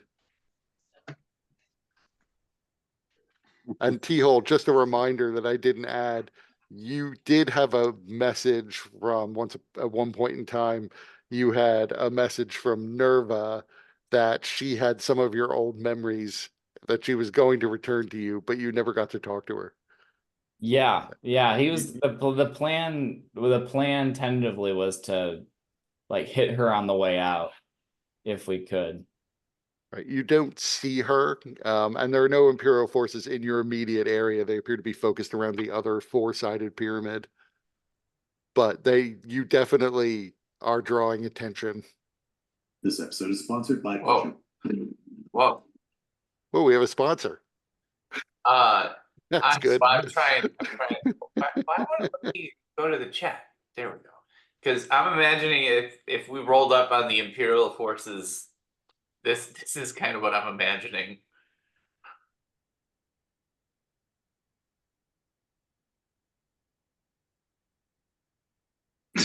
The hell is this? Ocean's 11. Oh.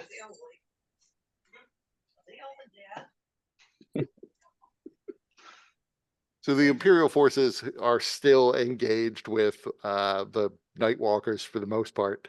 You don't see any of the changelings. You do see a number of sort of spirits moving around, engaged with the Imperial forces and the Nightwalkers.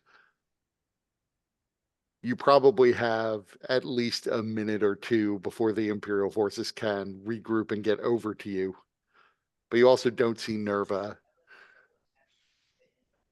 Whenever, how exactly was the horn? How does that work? Does it just put us on the other side, like on the in the material plane, or does it put us anywhere in the material? No, plane? it puts you in the corresponding position in the real world. Well, we may not want that exactly. We may want to move away from here. Well, if the Imperial forces are largely here on this side now, then they're probably going to not be here in the corresponding spot.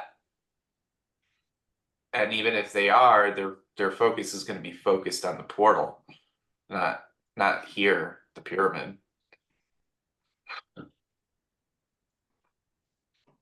Which, may give us enough time to use the Windwalk, get GTFO.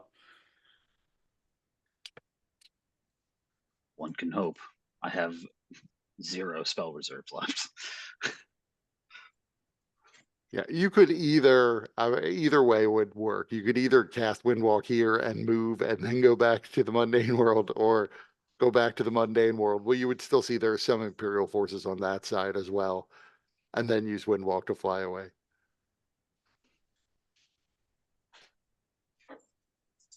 I mean, you would quickly realize that since the Imperial forces cannot get to you before you could transport to the mundane world again, the safer option is to use the Windwalk on the other side, or rather use the Windwalk here and move, because you'll have enough time. You'll be away from where anybody can see you when you get to the mundane world. No one will know where you are. Yeah, let's do that. So you Windwalk a distance. Again, the landscape is sort of filled with ghosts, but you can pretty easily find a place that's isolated from anyone that's close to you. They do seem to notice you as you move through the landscape, but you land in a hidden place where they can't notice you and transport yourself back to the mundane world. You can see the pyramids in the distance when you reform.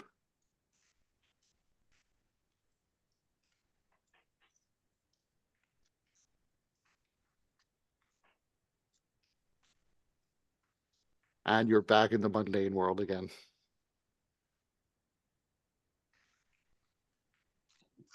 Hot as shit, or is it nighttime? It is actually daytime at this point.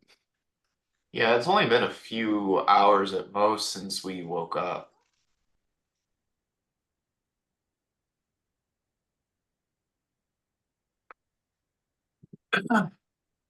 All right. You are basically here. Oh, I'm still seeing the Oh, maybe it didn't switch you over. Yeah, it didn't switch you over. There you go. Hold the flag. The flag just jumped back to where it was. Oh, I see. I do not see. Ah, there it is. Okay, gotcha. I mean, you are here, yeah. Yep. All right. So we should get somewhere safe. But also get as close as we can to where we need to go.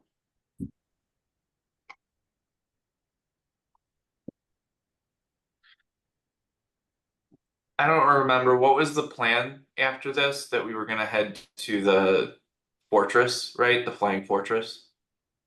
Yes, assuming that the assuming that the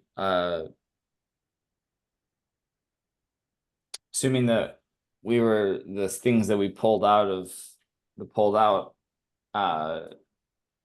have the intended effect of mitigating fire. Well, as we start to rest, I can try to begin untangling the things, the enchantments that are within the items that I grabbed.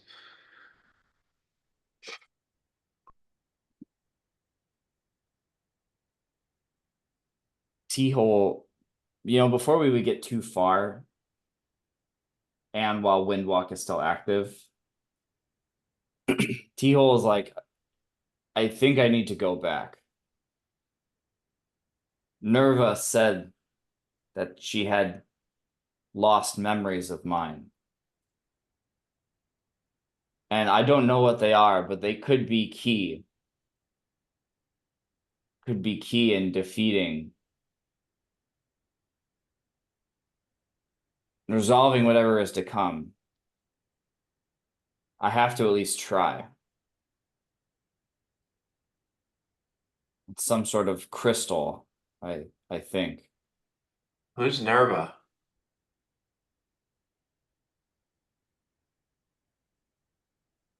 T-hole would know this, but Dustin forgot what his. And your daughter? Is it a daughter? No, granddaughter. Yeah, that sounds like something T-hole would also forget. She's she is, well, I guess she's technically my granddaughter. She's also hideously deformed. You would remember that. But And she's one of those people who's been alive for 1400 years or so. she, like me, is also immortal. Well, is at least undying. She's been around a long time.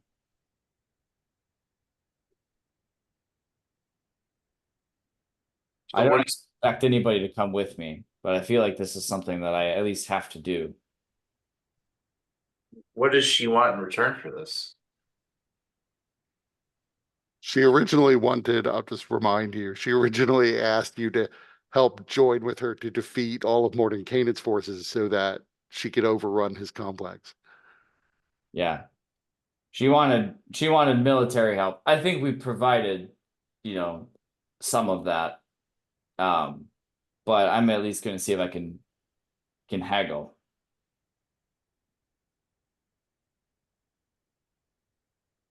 I'd say don't wait too long in case something goes amiss.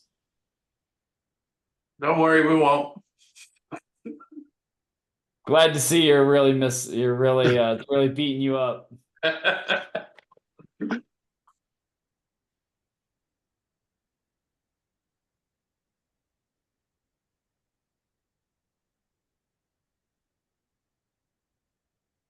So what is T-Hole's plan here so that you can figure out what everyone else is going to do while you're doing this?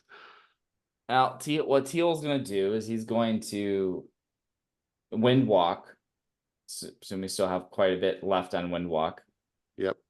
And he's gonna Windwalk over to back to the conflict site and Yep. see from high above if he can spot Nerva.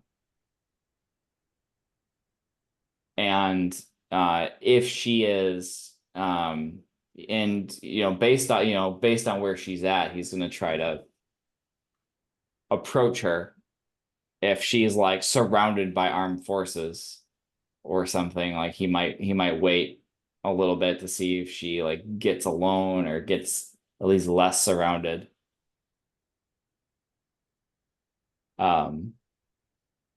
Because Yeah. it does take a minute to transform in and out of Windwalk form. So you'd have to like land and transform.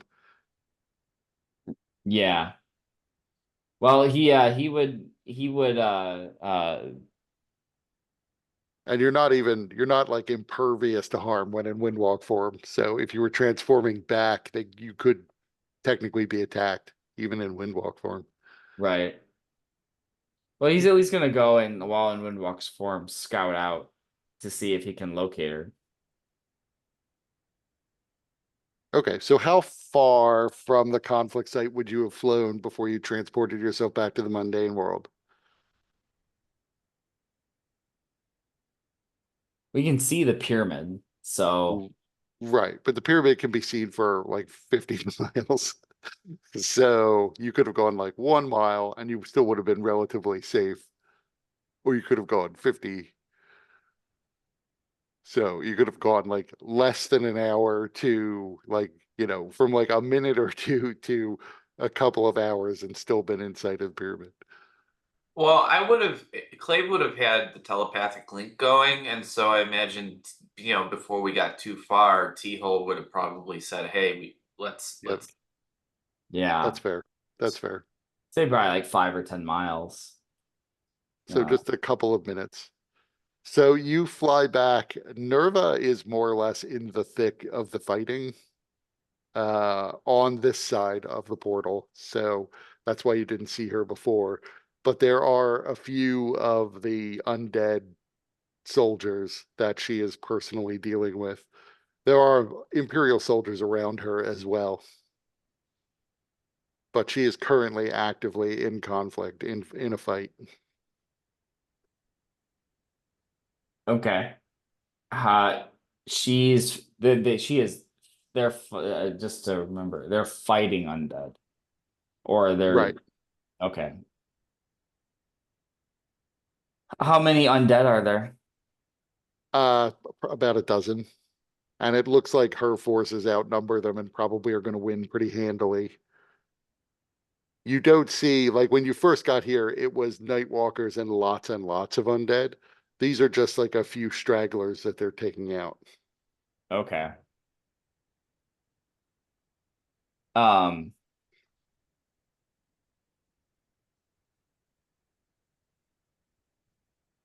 He's going to, is there like a spot where he could get down and, relatively unseen and to transform back? There are some like low hills. You could find a spot where there's nobody and you could land in a depression and reform unseen. Okay. I think he would do that.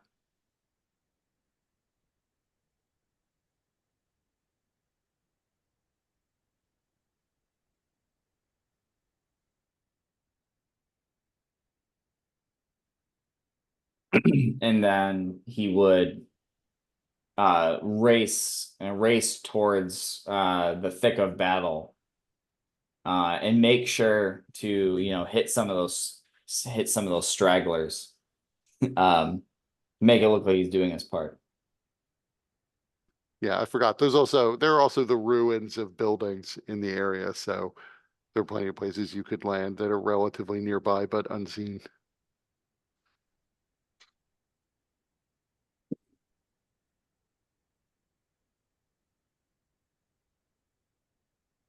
Let me move everybody over here.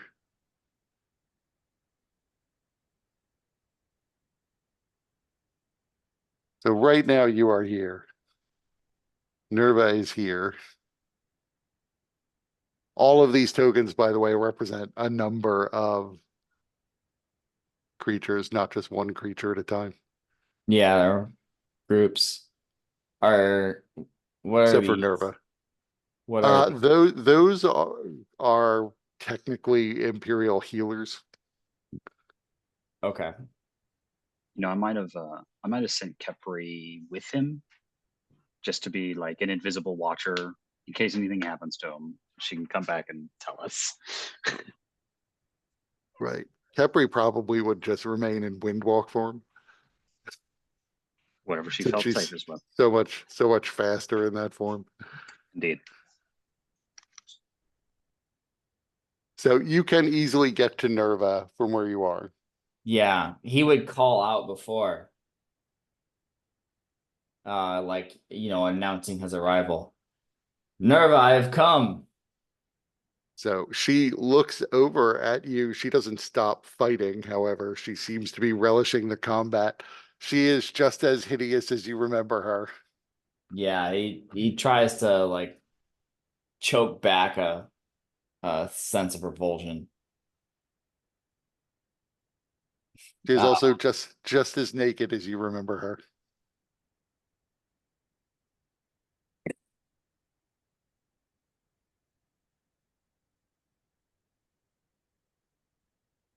The hag from Legend. Legend, right? Yeah. Yep. From where? The Legend. movie Legend. Ah. early Tom Cruise movie. Ridley Scott Yeah, Ridley Scott movie. and Tim Curry. That's true. He was in some ways the iconic devil that I picture in my head when I think of the devil. Yeah. I saw that movie a long time ago. Yeah, I haven't seen it since I was a kid, but I remember it's like Meg Mucklebones is the sort of quintessential hag in my head.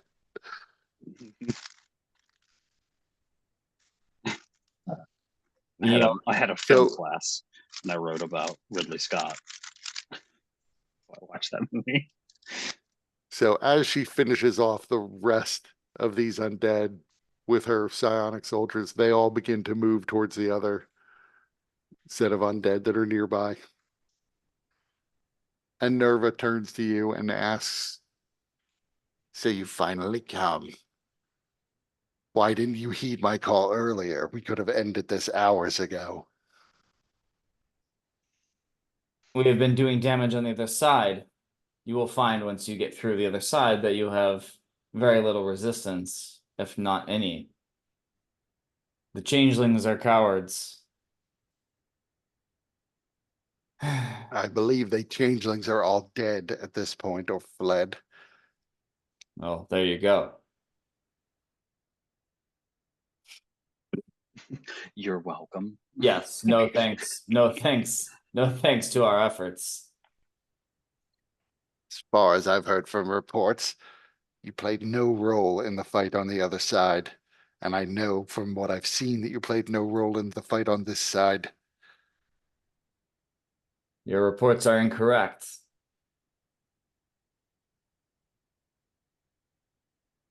What do you want, grandfather?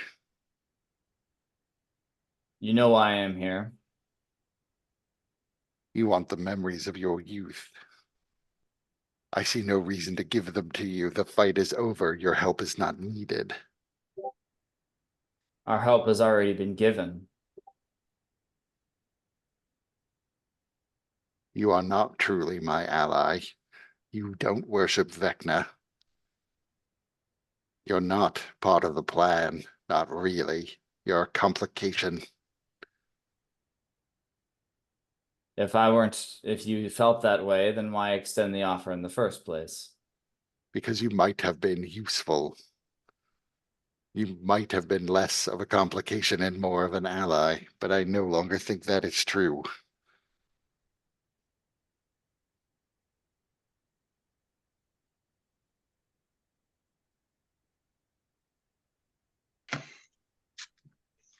And you see she holds up in her hand a crystal that's about 6 inches long and glowing blue. You can see lights moving inside it.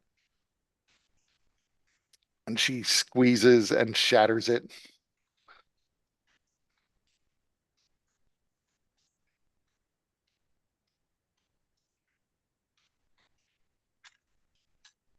I think it's time for you to finally die, she says, as she pulls out a rot dagger identical to your own.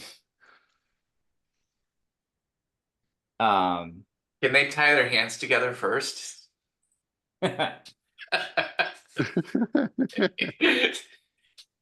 my death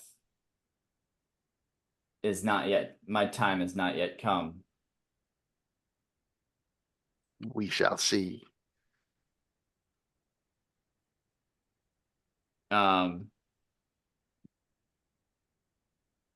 Are we gonna roll initiative? Yep. That's her plan, at least. So this might not have been a TPK, just a. Yeah. Just a keyhole PK. That is a TPK then.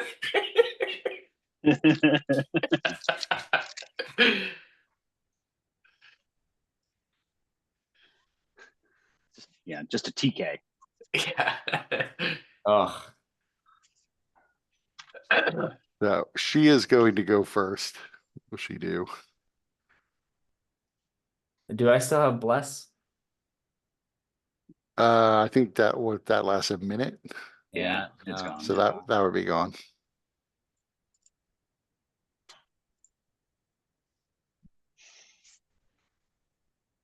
You see she begins to chant. And she disappears. She's invisible now. I suppose you got Mage Slayer. Do not.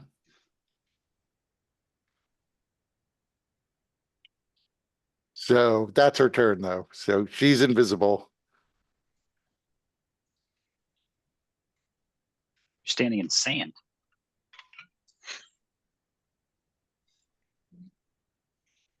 That's true. So she wouldn't have turned invisible since that wouldn't have done her any good. I mean, Still maybe she's give just dumb. advantage against attacks.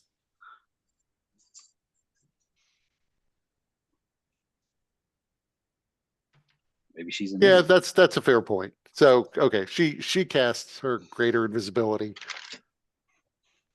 So you know where she's standing vaguely, but she has advantage as you try to hit her. Your turn.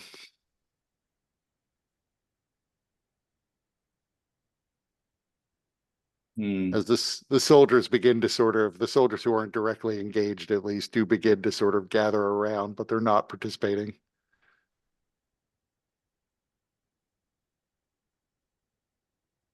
Hey, chanting Nerva, Nerva.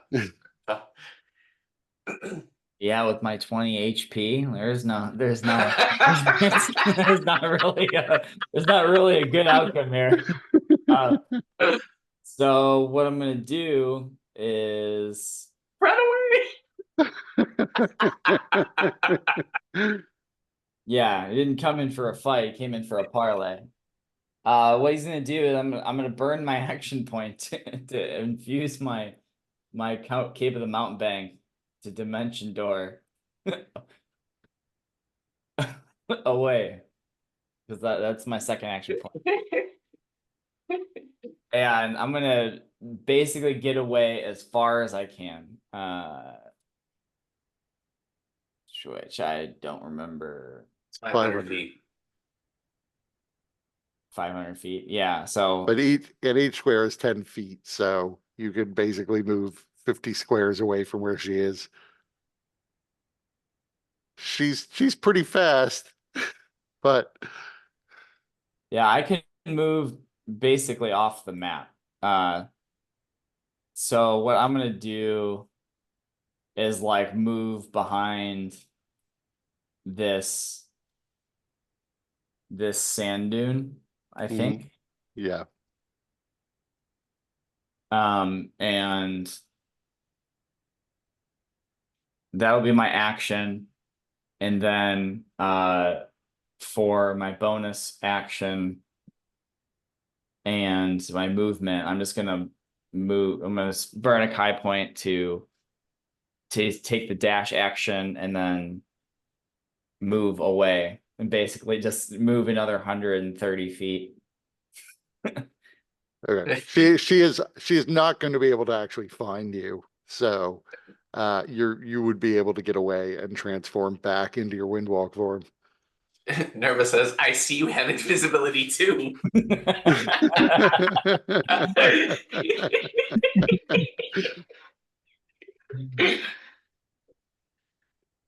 It's got a wonderful aroma.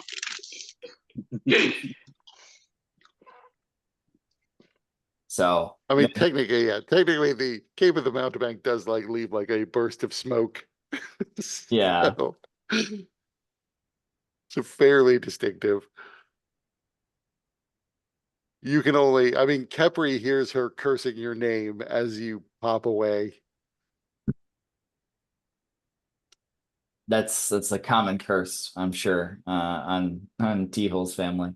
It's lips. That's her family too. So he heads back to the group. Making sure that like he's just flies high so he's not obvious. Or trying to be cognizant of being spotted. Right. It would be all but impossible for them to spot a wisp of cloud flying away from them at like, more than 500 feet away from where they are. Yeah. So it heads back to the group And and at 500 feet a second too, or a round or whatever. So and he reforms.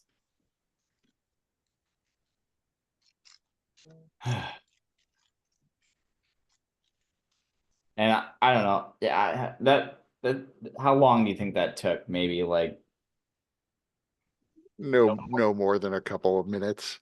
yeah. that Well, was fast.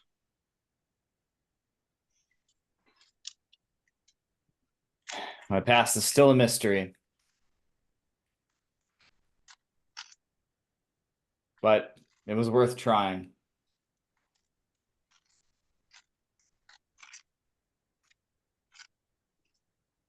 So she didn't give you your memories? No, she crushed them. Perhaps that's for the best.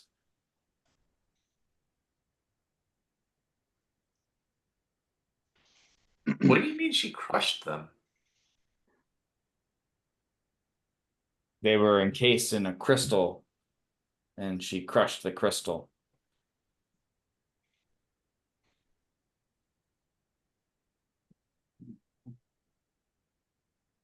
Couldn't you have collected some of the fragments? Well, one would have normally thought about that, but then she pulled a knife. Unfortunately, it's one that I'm particularly susceptible to. Oh,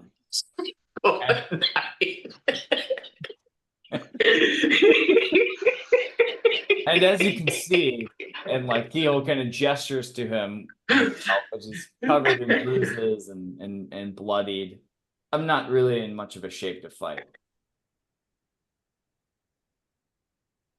I'm very tired. I mean, technically, T-Hole would know your immortality was lost when you shattered the urn, so or cracked the seal on the urn, the heartbeat stopped. So you're no longer going to reform in a new body if you are to die again.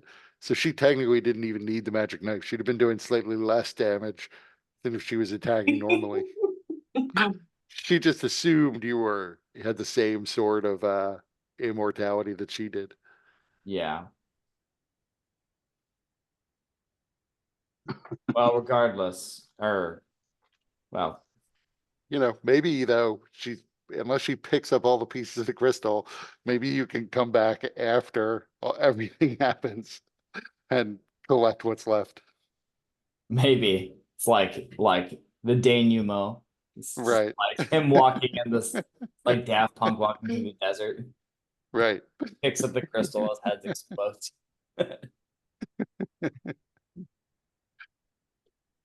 Yeah. So she's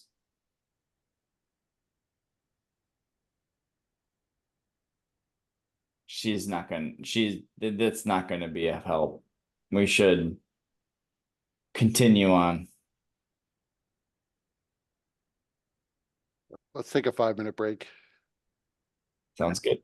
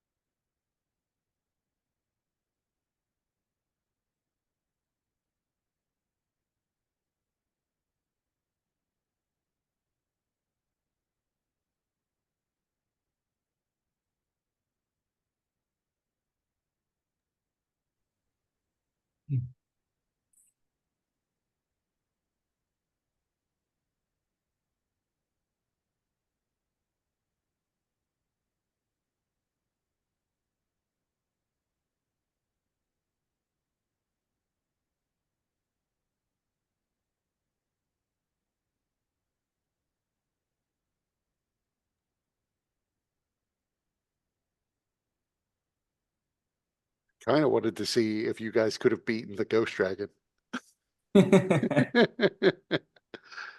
Yeah, I mean, Honestly, I expected something different. That was why I said it could last 5 minutes, because I expected that maybe you just try to turn it. But you would have to have whittled through its legendary resistances. But otherwise, other than its legendary resistances, I decided that turning the Ghost Dragon is the thing Mordenkainen didn't think about, because he's not a cleric. So it doesn't have any particular resistance to turning. It had a decent wisdom save, and legendary resistances, but technically possible to turn it. mm, I don't think it would have survived long enough to whittle down its legendary resistances. yeah, That would have been the problem, is you would have had to have gotten through its legendary resistances before you could have done that.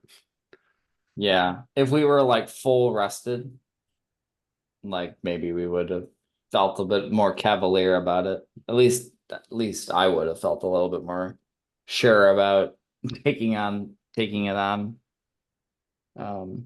Doing it so with like partial spell slots and stuff. Right. Um, that was one of the things, is you were going in not like at the top. Although technically, I think that should happen some fights. This just happened to be a particularly difficult enemy. Yeah. Yeah, I had 3 first level spell slots, which are basically nothing to a dragon. 1 second level slot, 1 fourth, and 1 fifth. That was it. Yeah. I had very few. And I used them as whatever we left. I have 0 right now. I was really trying to channel Letterkenny for my Mordenkainen.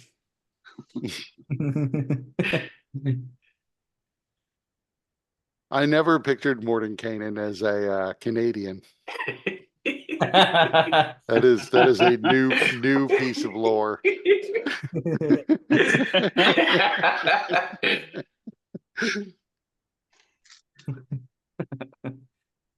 He doesn't sound like that at all. That's just how T-Hole and Aurelia remember him. Right. I mean, I liked the idea that of just giving like biased descriptions to make him like come out looking like a warlock because that's how he is in his mind. I thought it was I was- interesting. Yeah, Oh, sorry. I was waiting for T-Hole to be like, he was more cross-eyed. Can you cross your eyes? More perfect. Oh, and technically he can be stunned. There's no particular ghost thing where they can't be stunned. But it used a legendary resistance to avoid Okay. that. Yeah, I was wondering about that. There are some things that can't be stunned, but for some reason ghosts, I guess, can be. Like you said, it's more of a key thing than a Yeah, physical thing. yeah. At least stunning as a monk. Right. I was shocked that I rolled a natural 20 on the deception check, and then just as shocked as when it rolled a natural 20 on its insight And still fail. twice. Yes. And only beat it because mine was better by 1 technically.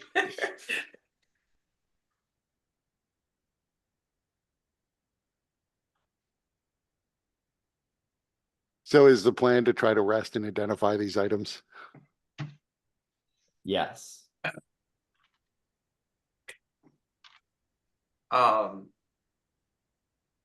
We should probably put some more distance between ourselves and the pyramid if we're going to do that. at least a couple more miles just so we can see anything coming. Fair. Use the time of this wooden walk while we can. That's true too, because now how are we meant to get to the fortress?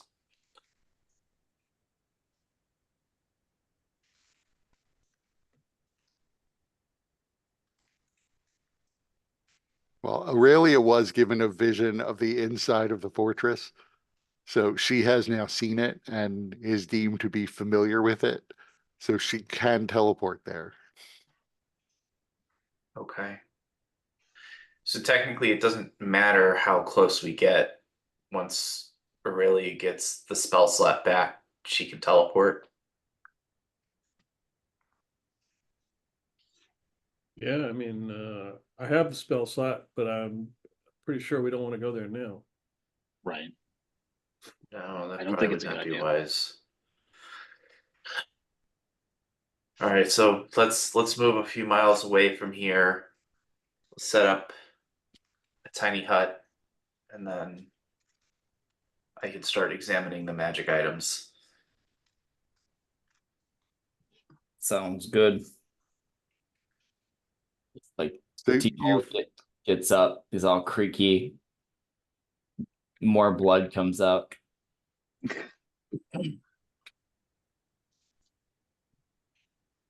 Sorry, go on. I was just gonna say that you fly away and find a safe spot. But now I'm picturing like T-Hole's skin is peeling. What, did you guys ever see the movie Death Becomes Her? Yes.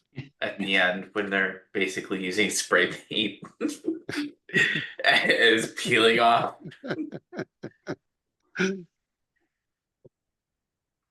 So how are you identifying these items? Well, I have Identify as one of my spells. Um, Anything that goes beyond that, I would probably try to work with Aurelia to see if we can kind of figure things out together. So there's the lantern, the banners, there's 3 banners that you took. The arrows all seem similar. The swords, you could probably guess from looking at them, just visual inspection, that they are all frost brands. Whether they have other properties, you can't tell, but they're all sort of encased in ice and cold to the touch, and they're similar to the rapier that Marinal had. You said there's 2 short swords, right? Two At least. short swords and 3 long swords. So T-Hole, you can dual wield short swords. Frostbrands do require attunement, though.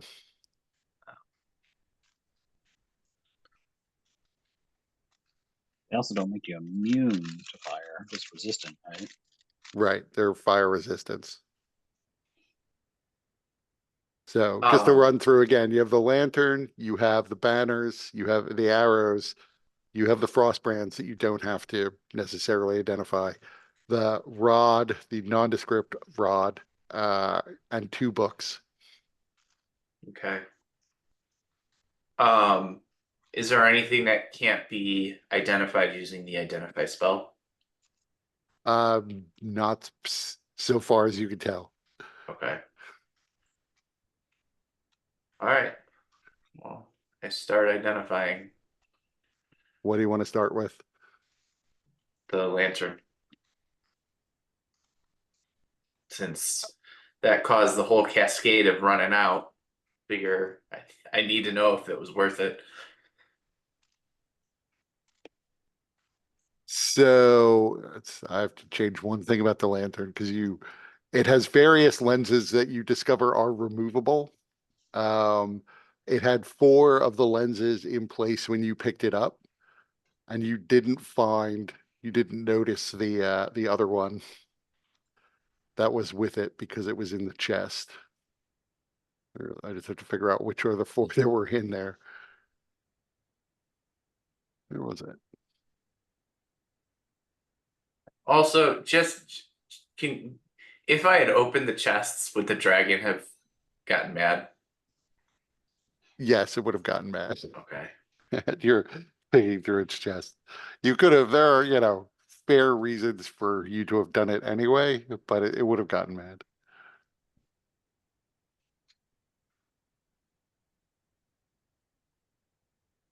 So the lantern itself is basically close to overwhelmingly powerful. It is definitely an artifact level thing. While you're attuned to the lantern, you can cast silvery barbs at will, so long as the target creature is in a certain range, a range of the light of the lantern. It gives you +5 on perception checks. It gives you an additional bonus action each round. You can cast True Seeing twice a day. But it also creates complications for trying to long rest, in that you have to be essentially in the light of the lantern in order to long rest at all. And other people can't be within 120 feet of the lantern and still get the benefits of a long rest because it just bothers them to be near it. It also allows you to, if it's got 10,000 gold pieces worth of fuel, that is crushed up gems. It can only hold, sorry, it has 9,000 gold pieces worth of fuel. It has to be fueled by crushed up gemstones. It can only hold 10,000 gold pieces maximum worth of fuel. And by spending certain amounts of fuel, you can cast various spells depending on what lenses are in it. Right now, it can cast Disintegrate, Haste, Hold Monster, and Fear. But, other spells are possible if you had the lenses for it, like Reverse Gravity or Flame Strike or Prismatic. If you spin the lantern also, it can cast Prismatic Wall. Though that takes 5,000 gold pieces worth of its 10,000 gold piece maximum worth of fuel. And the key to this is, like, it only takes 500 gold pieces worth of fuel to cast Fear. Anyone could cast these spells, and you could just cast them over and over again if you wanted to, as long as you were spending the fuel. You don't have to concentrate on the spells that you cast using the lantern, but also basically the lantern maintains the concentration, so it can only have one concentration spell active at a time, but it's not your concentration, and the lantern its concentration can't be broken. So once it's cast, it's just up. So it is a powerful item. Worthy of causing wars indeed. That it, essentially can be used by any one of you people. It doesn't have to be used by like a spellcaster. Well, it seems like it would benefit T-Hole the most with that additional bonus action each round.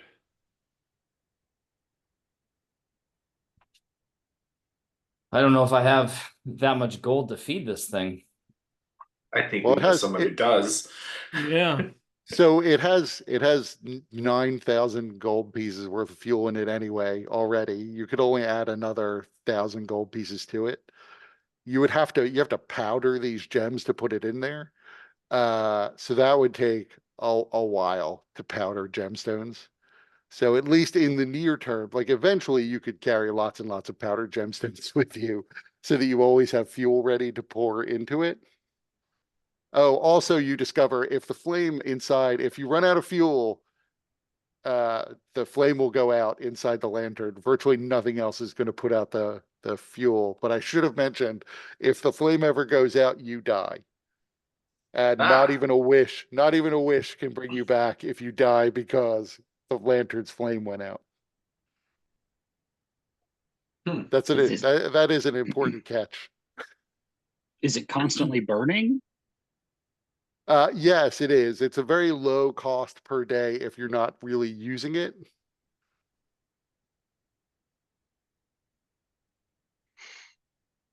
It's basically Alright. 100 gold pieces worth of fuel per day just to keep it running. Would that limit T? Wait, no, it says 100 gold pieces per year. Yeah, okay, you're right.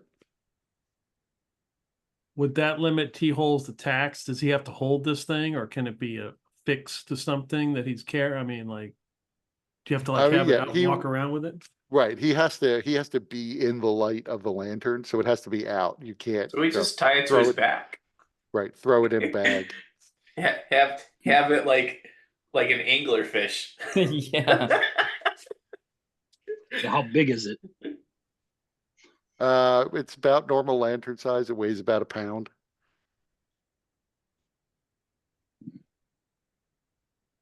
So if is its light visible if it is like in a bag? No, you can do that. That might create problems for you though. You also realize that you will become slowly dependent. You want to be in the light of the lantern. You can't use its powers if you're not in the light of the lantern. Right. But yeah, you could put it away and you wouldn't have the benefit of it anymore, and you'd still be attuned to it. It would just not be doing anything for you.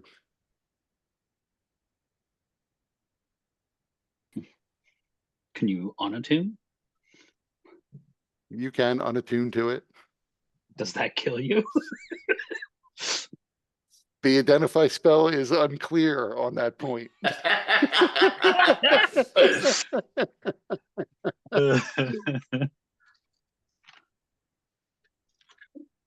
Beautiful. I mean, this is an artifact that has caused wars. So there are probably plenty of things about this that the identify spell has not completely uncovered. Artifacts are often dangerous and often have drawbacks that aren't immediately apparent and that the identify spell might not tell you about. Yeah. Like the fact that if you want to tune to it, you die. I'm wondering if with the long rest, you know, if one option is to like put up a Leoman's tiny hut that basically like the lamp would be in, and like since the walls are opaque. Yeah, it's not, that's the thing though. It's an aura that the lamp is giving off. Like it's not like other people. It's like the light is bothering other people. They have to be more than 120 feet away. Gotcha. Otherwise, you could just, you sleep on one side of an illusory wall, they sleep on the other side. Yeah. Yeah, it's got that buzz that fluorescent lights, the really old ones, have. Mm. Yeah, it's a chastity light. But this is the one and only time I may allow silvery barbs into my game because I do not like that spell. Yeah, I was wondering about that. I didn't think you liked it. And then when you led with that, I was like, what the world? I just At figured will. it's an artifact. I'll let it go for an artifact.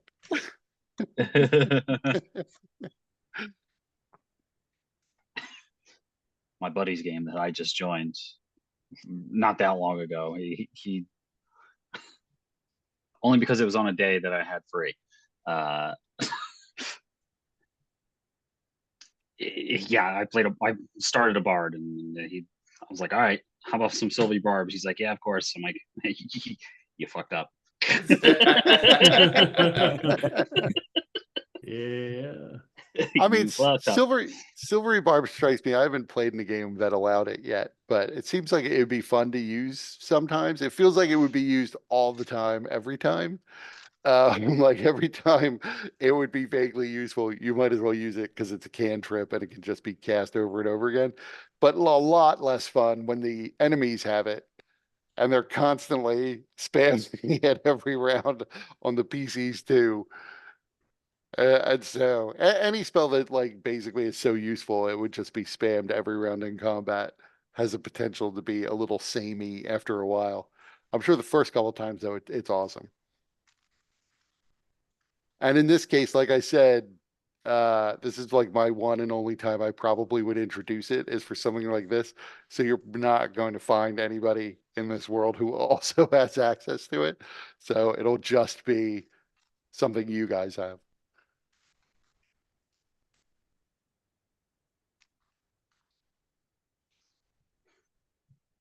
So next I'd like to identify the standards.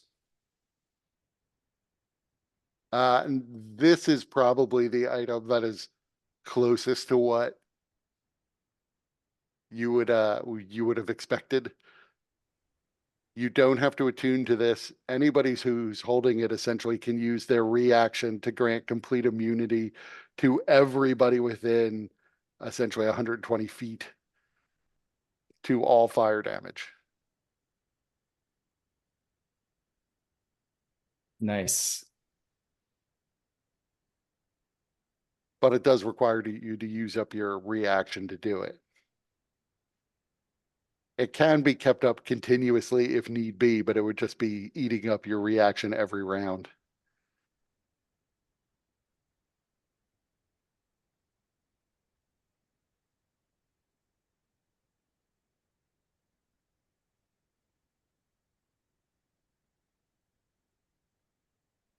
And you So have three it of has them. to be it has to be held to the hand. You can't just like strap it to a back like Patsy, you know. Right. You need to attach it to some sort of pole and hold on to it so that it's aloft and can be seen. Hmm.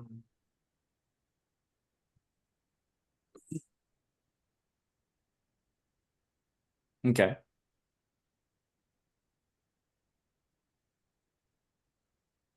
All right, and then what else did we grab? There's the rod, there's the arrows, the frost brands, and the 2 books. Let's look at the books. So, first or second book, you tell me. First. No, second.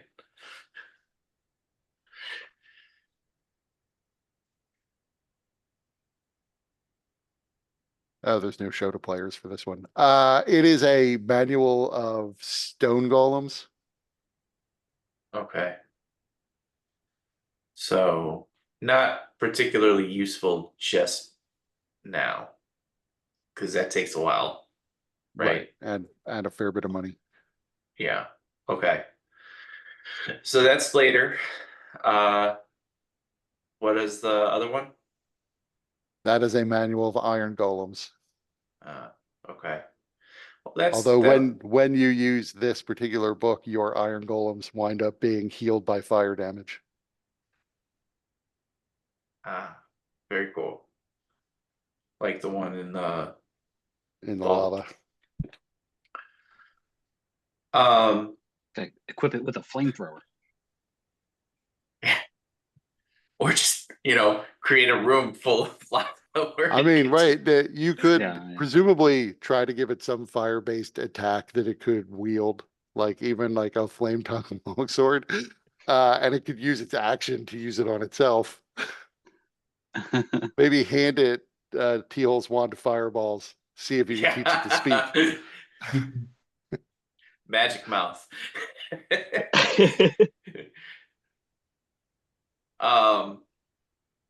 And what about the rod? It better not be the wand of eternity's doorstep. It is That would be not. cool. Okay. It is not that. It is, is it open somewhere?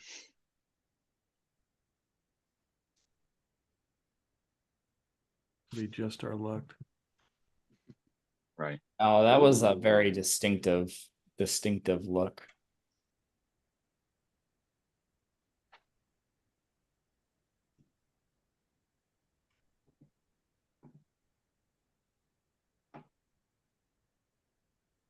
Oh, this one. Yeah.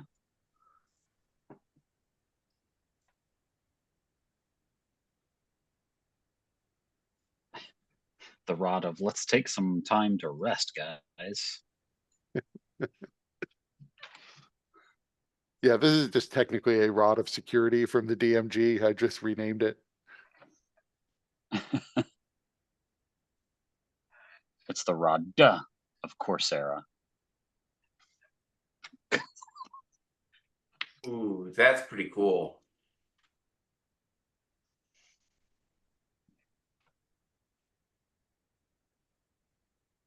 Yeah, that's a good thing to have. We can use that shit right now.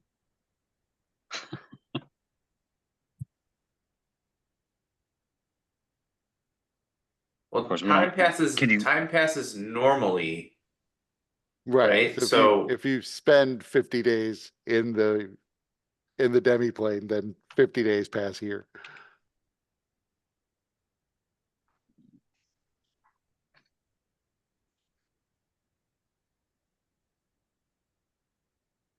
Still, no need to cast Mirage Arcane if we can just create a paradise. That's true. For a total of 200 days. Divided by the number of people you're taking, so Yeah, yeah. 5 If- with Kepri. How? Can't be used again when the time runs out. All visitors. Okay, gotcha. Yeah, and you can only use it once every 10 days. Once the time runs out. Right. Alright, I Yeah. mean, guess we have- we're about to go into hell. We might as well spend some time in paradise first. So the minute I find that out, I'm gonna activate it, transporting us all to The paradise. realm of blackjack and hookers. Yes. Blackjack, hookers, and blow. Going to the casino.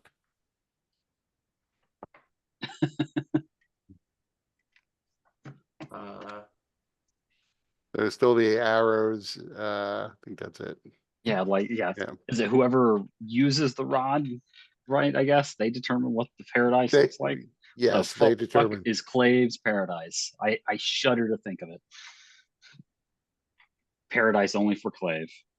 lots of undulating tentacles.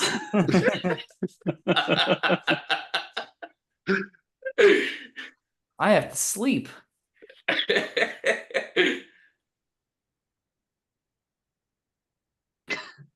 um So the arrows are arrows of fire elemental slaying.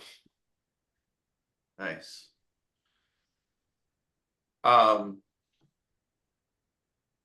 Does anybody have a bow? I do not. I might have one. I don't know. Check my inventory. Yeah, I do. I have a +1, but wow. Okay. Perfect.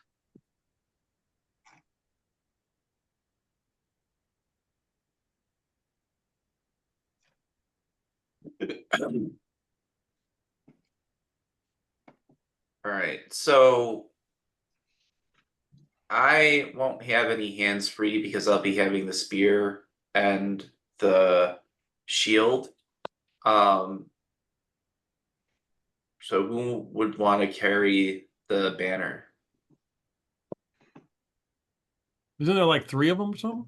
There's There are 3 of three them, of yeah. them. So I mean, Yeah, okay. you know, everyone could get one.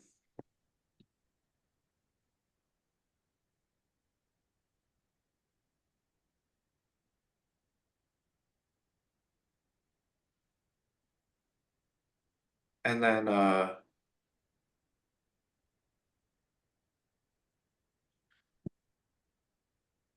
Zarius, are you proficient in bows at all? Probably not. Don't think so. Okay. Simple weapons. So a short bow. I think a short bow is a simple weapon.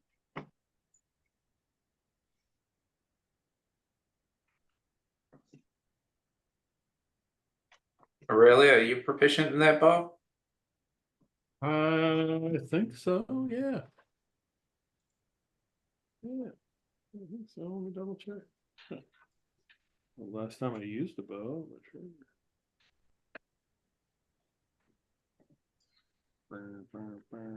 But short bows are simple weapons, Yep, yes, I am. as are light crossbows.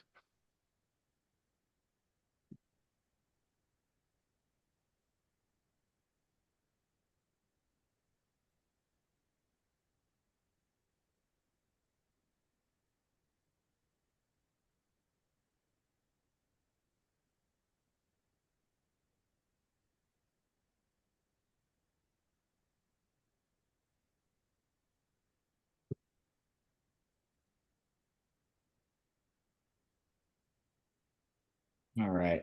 That. I haven't decided whether or not we're gonna take the lantern. I mean, you could just not use any of the spells, and that's fine. But the whole long rest thing could be a problem.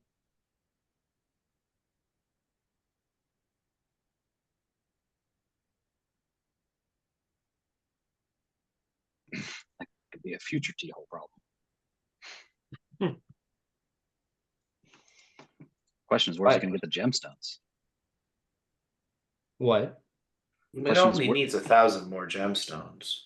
Yeah. If he Technically, starts yeah, using things, you don't technically have to fill up the last 1,000. You just could if you want to. That you'd have to find, I don't know what gemstones you have on you or how you would crush them into powder. And even so, it's 100 per year.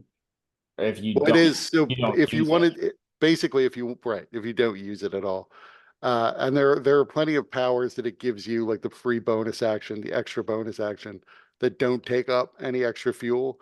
It's only if you wanted to cast those particular spells from the 4 crystal lenses you have, or create a prismatic wall, that you would need to actually spend fuel. Right.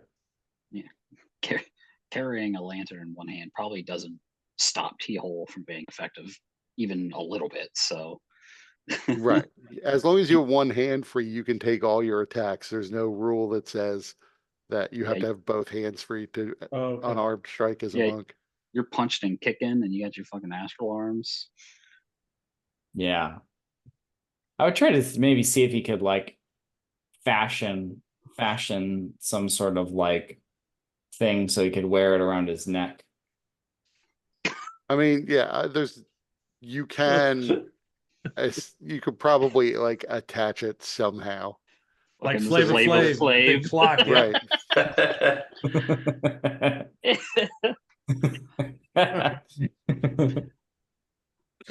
Yeah, let's see. Seems awkward. Fucking try Ah, to wear it he's a around your monk. neck. Why I mean, not? yeah, it is a thing. It is a thing you have to attune to, but you don't necessarily have to, it can be sort of hung from something else. It doesn't have to be in your hand in particular. Yeah, why not? I'll tune to it. And that'll be Is- the last thing he ever tunes to.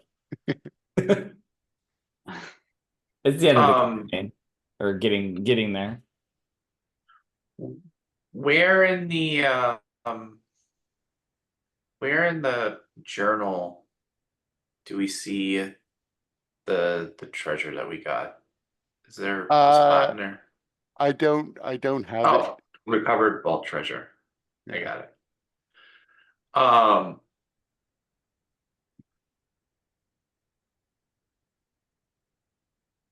Our question. Are you gonna reveal the treasure that we missed out on? I was not planning on it. There were a lot of things. A lot of it was not magical stuff. I mean, the one thing that I kind of sort of was hoping somebody would get was the Ring of Fire Elemental Command. Just because Oh. that is one of those items that I would always wanted to get as a player and never came across. So it grants, if you use it to kill a fire elemental, and you have plenty of opportunity to do that, essentially gives you immunity to fire damage, the ability to control fire elementals, all sorts of little things. That's But that got left behind. Do you have what's her name's rapier? Is it the same stats as one of these other weapons? Does it do anything different? No. It is also a +2 rapier frost. Oh, that is right. Okay, yeah. All right. Because I'll probably attune to that. I'm gonna drop one of my attunements.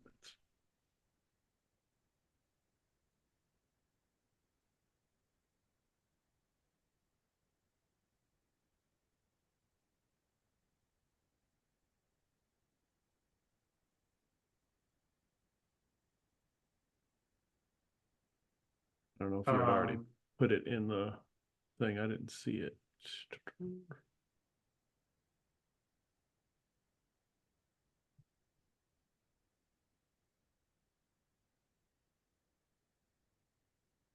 So it's basically 1d8 plus 1d6.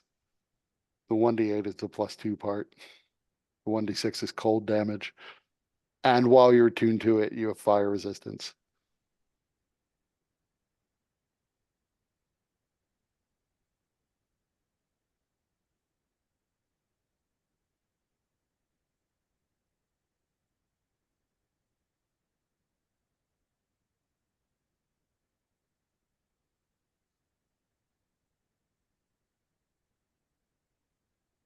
Um. Do we have any other bows? At all?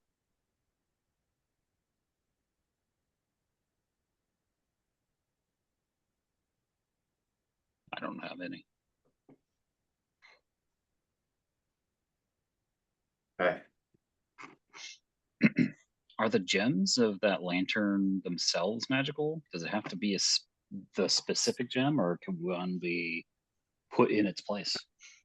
So there are gemstone lenses that are themselves magical and part of the device. So you wouldn't want to shatter those and grind them up. But No, I know. I mean, the like, fuel can be any sort of precious stone. I just meant like, could we fashion another gemstone to put in to like replace the lens? And would Oh no, that have any effect? those have to be specific. Those were created with the lantern itself. Got it.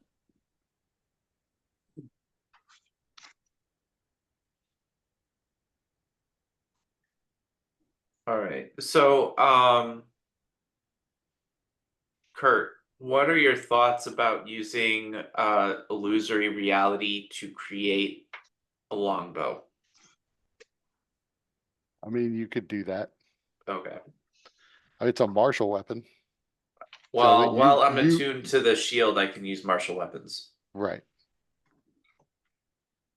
So I can be attuned to the shield without actually wielding it. It sucks for my AC, but I can Send a do it. message. Send a message to T-Hole.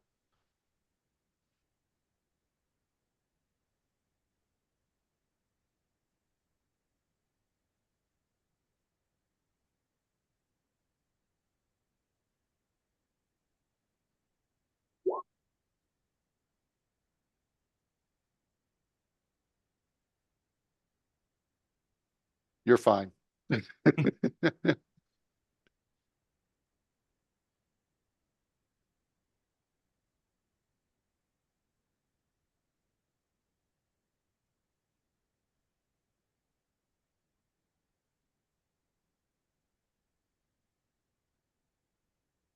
Technically, it is Kai, by the way.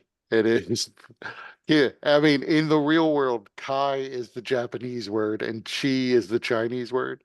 And I just sort of learned it as Ki a long time ago and have never been able to shake that pronunciation completely.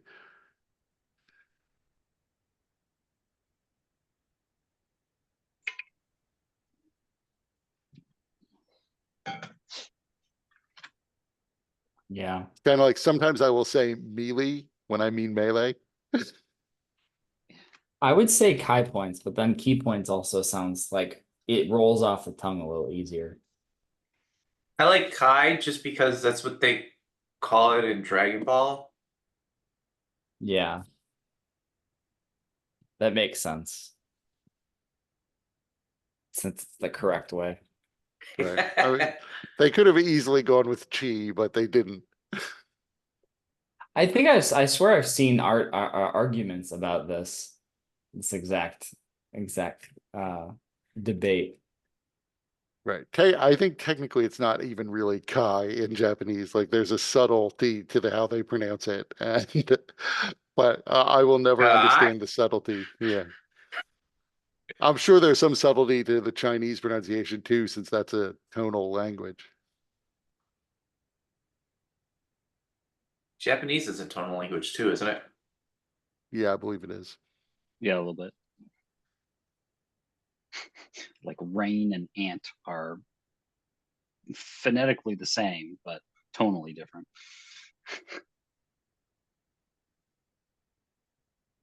Is there a way to like just in your character sheet just like link the actual sheet? I don't know. I know how to do it in handouts. I've never tried it. In handouts, all you have to do is know the actual name of uh the note you're trying to open. And Oh, then you and put it, it'll put, do and it. you, right, and you put that in brackets, you put the correct name, like every jot and tittle of that name in square brackets, and it will link to it, which is how I created the treasure list. But I don't know if that works in character sheets. I've never tried it. It does not. And just try it right now to see if it would work. That would have been cool though. Yeah, it feels like a thing that should be possible. Alas. Yeah, maybe it is. I've never looked that up. Maybe there's a way to do it. It might be, easiest to just open it up and tab it out and then just keep it open. Yeah. Right. I mean, for the rest of this campaign, I'm just going to keep the recovered Mordenkainen's Vault treasure list up at the top of the list of handouts so that it's easy to find.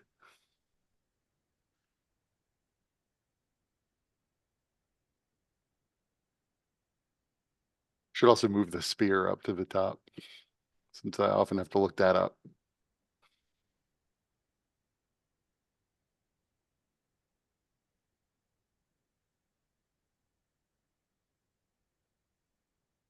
Um,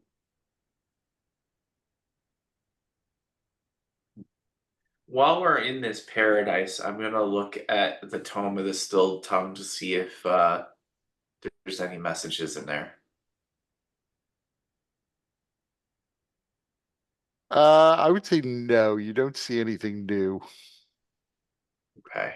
There is, you probably see a reference to there being some disappointment that the memory shard was shattered before it could be given back to Teal.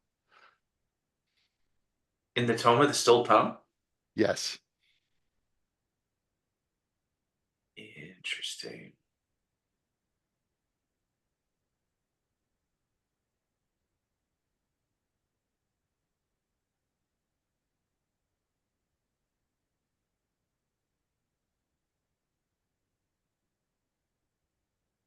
Can you repeat that? What Just was that the Tome of the Stilled Tongue has a message saying that it's a shame that you didn't get the memory shard from Nerva.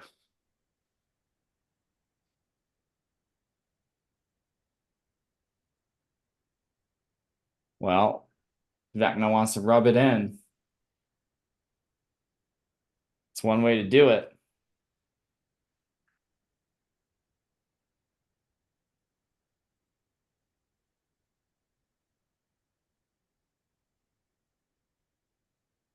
All right, so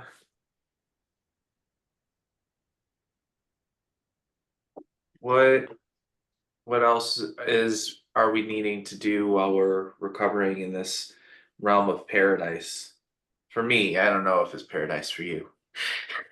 The Paradise of Tentacles. What exactly did you make?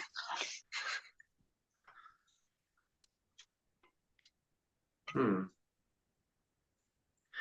You know, it looks kind of like a town, a small town, that would fit in right anywhere in the empire. So there's a number of buildings there. There's stables and farrier's shop.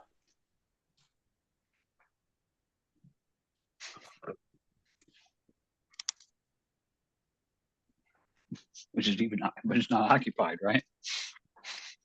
No, because I don't think the paradise creates people.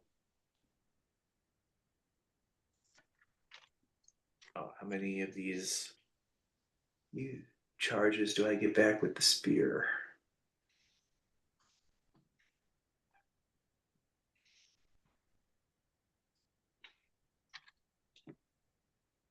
is the spell focus clearly flavor, or if you're a spellcaster, you have to have something that is a spell focus?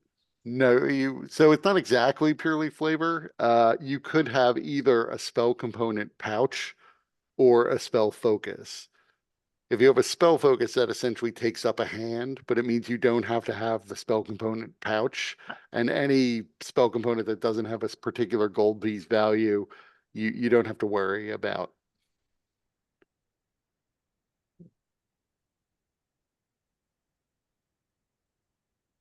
So it essentially takes up having the hassle of having to have a spell Okay. component pouch.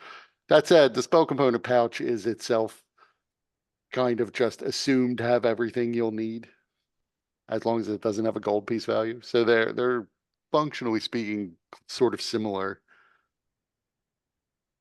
The focus generally uses one of your hands though, Okay. which itself creates its own, like, there's a lot of little fiddly rules if you think about spellcasting too much, because spells if you have both your hands full, then you can't cast spells that have somatic components, even if the spell focus is one of the things you have in your hand. Because the spell focus only takes up the material component. It doesn't that help makes you with the. I generally assume that you can do just my personal semi-official rule that if one of your hands has a spell focus in it, you can also do the somatic component with that hand, like waving a wand as opposed to making motions with your fingers. That makes sense. Right. Luckily, we don't ever get into the weeds enough that I have to think about that too hard.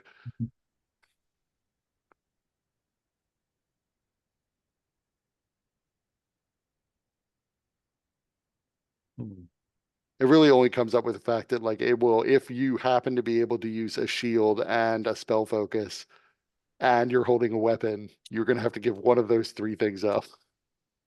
Right. Yeah, that makes sense.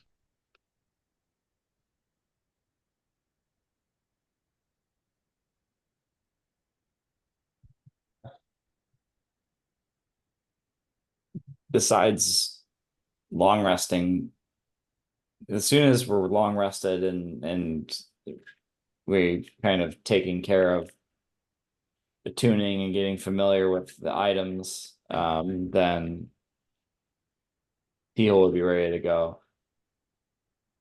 You I notice like to imagine the village probably has like a number of posted terrible reviews of Adrano the Clown and his act.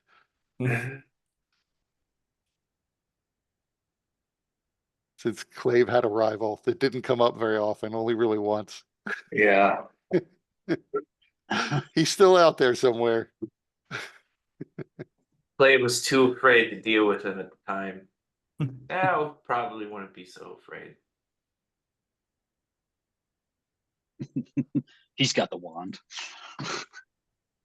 So we can wrap it up there. I have a couple things to send to Dustin just about the lantern. Yep. You know, Alrighty. is it worth silvery barbs at will and an extra bonus action? You know, I mean, we'll it see. is unlikely that there are just details about the lantern that you will want to know, but that could in principle come up, but are I think unlikely to come up before the end of the campaign. I'm just going to inform you of them in case they do. And they may affect, like, if there's an epilogue, if they may affect that. Yeah. That makes sense. Yeah. No, if you're gonna take, or if you're gonna take an item that greatly affects and changes you permanently, the end of the campaign is a good time to do it. Right. So Right. The beginning of the campaign, that's when you use the deck of many things. At the end of the campaign, it's when you take the powerful artifacts. yeah.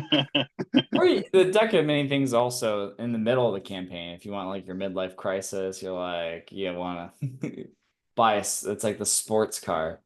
Right. Midlife So midlife speaking- lost soul. Speaking of which, also welcome to 17th level. Ooh. Ooh. That's a Oh. 9th level spell. Yep. Can I hit the long rest button? Presumably yeah, I can hit the long rest button. Right, you will probably not be attacked in the Paradise of Tentacles. One would hope. Not with that attitude. Yeah, the town is totally Not- normal except for the right. beds. Right, That's just a wad of undulating tentacles. right. Which, And then which you'll- not only give you something nice and soft to rest on that conforms perfectly to your body, but also your orifices. right. You'll only be attacked in the way that Clave likes. Whether you like that or not is a question. Simply because Clave has a demented puppet master.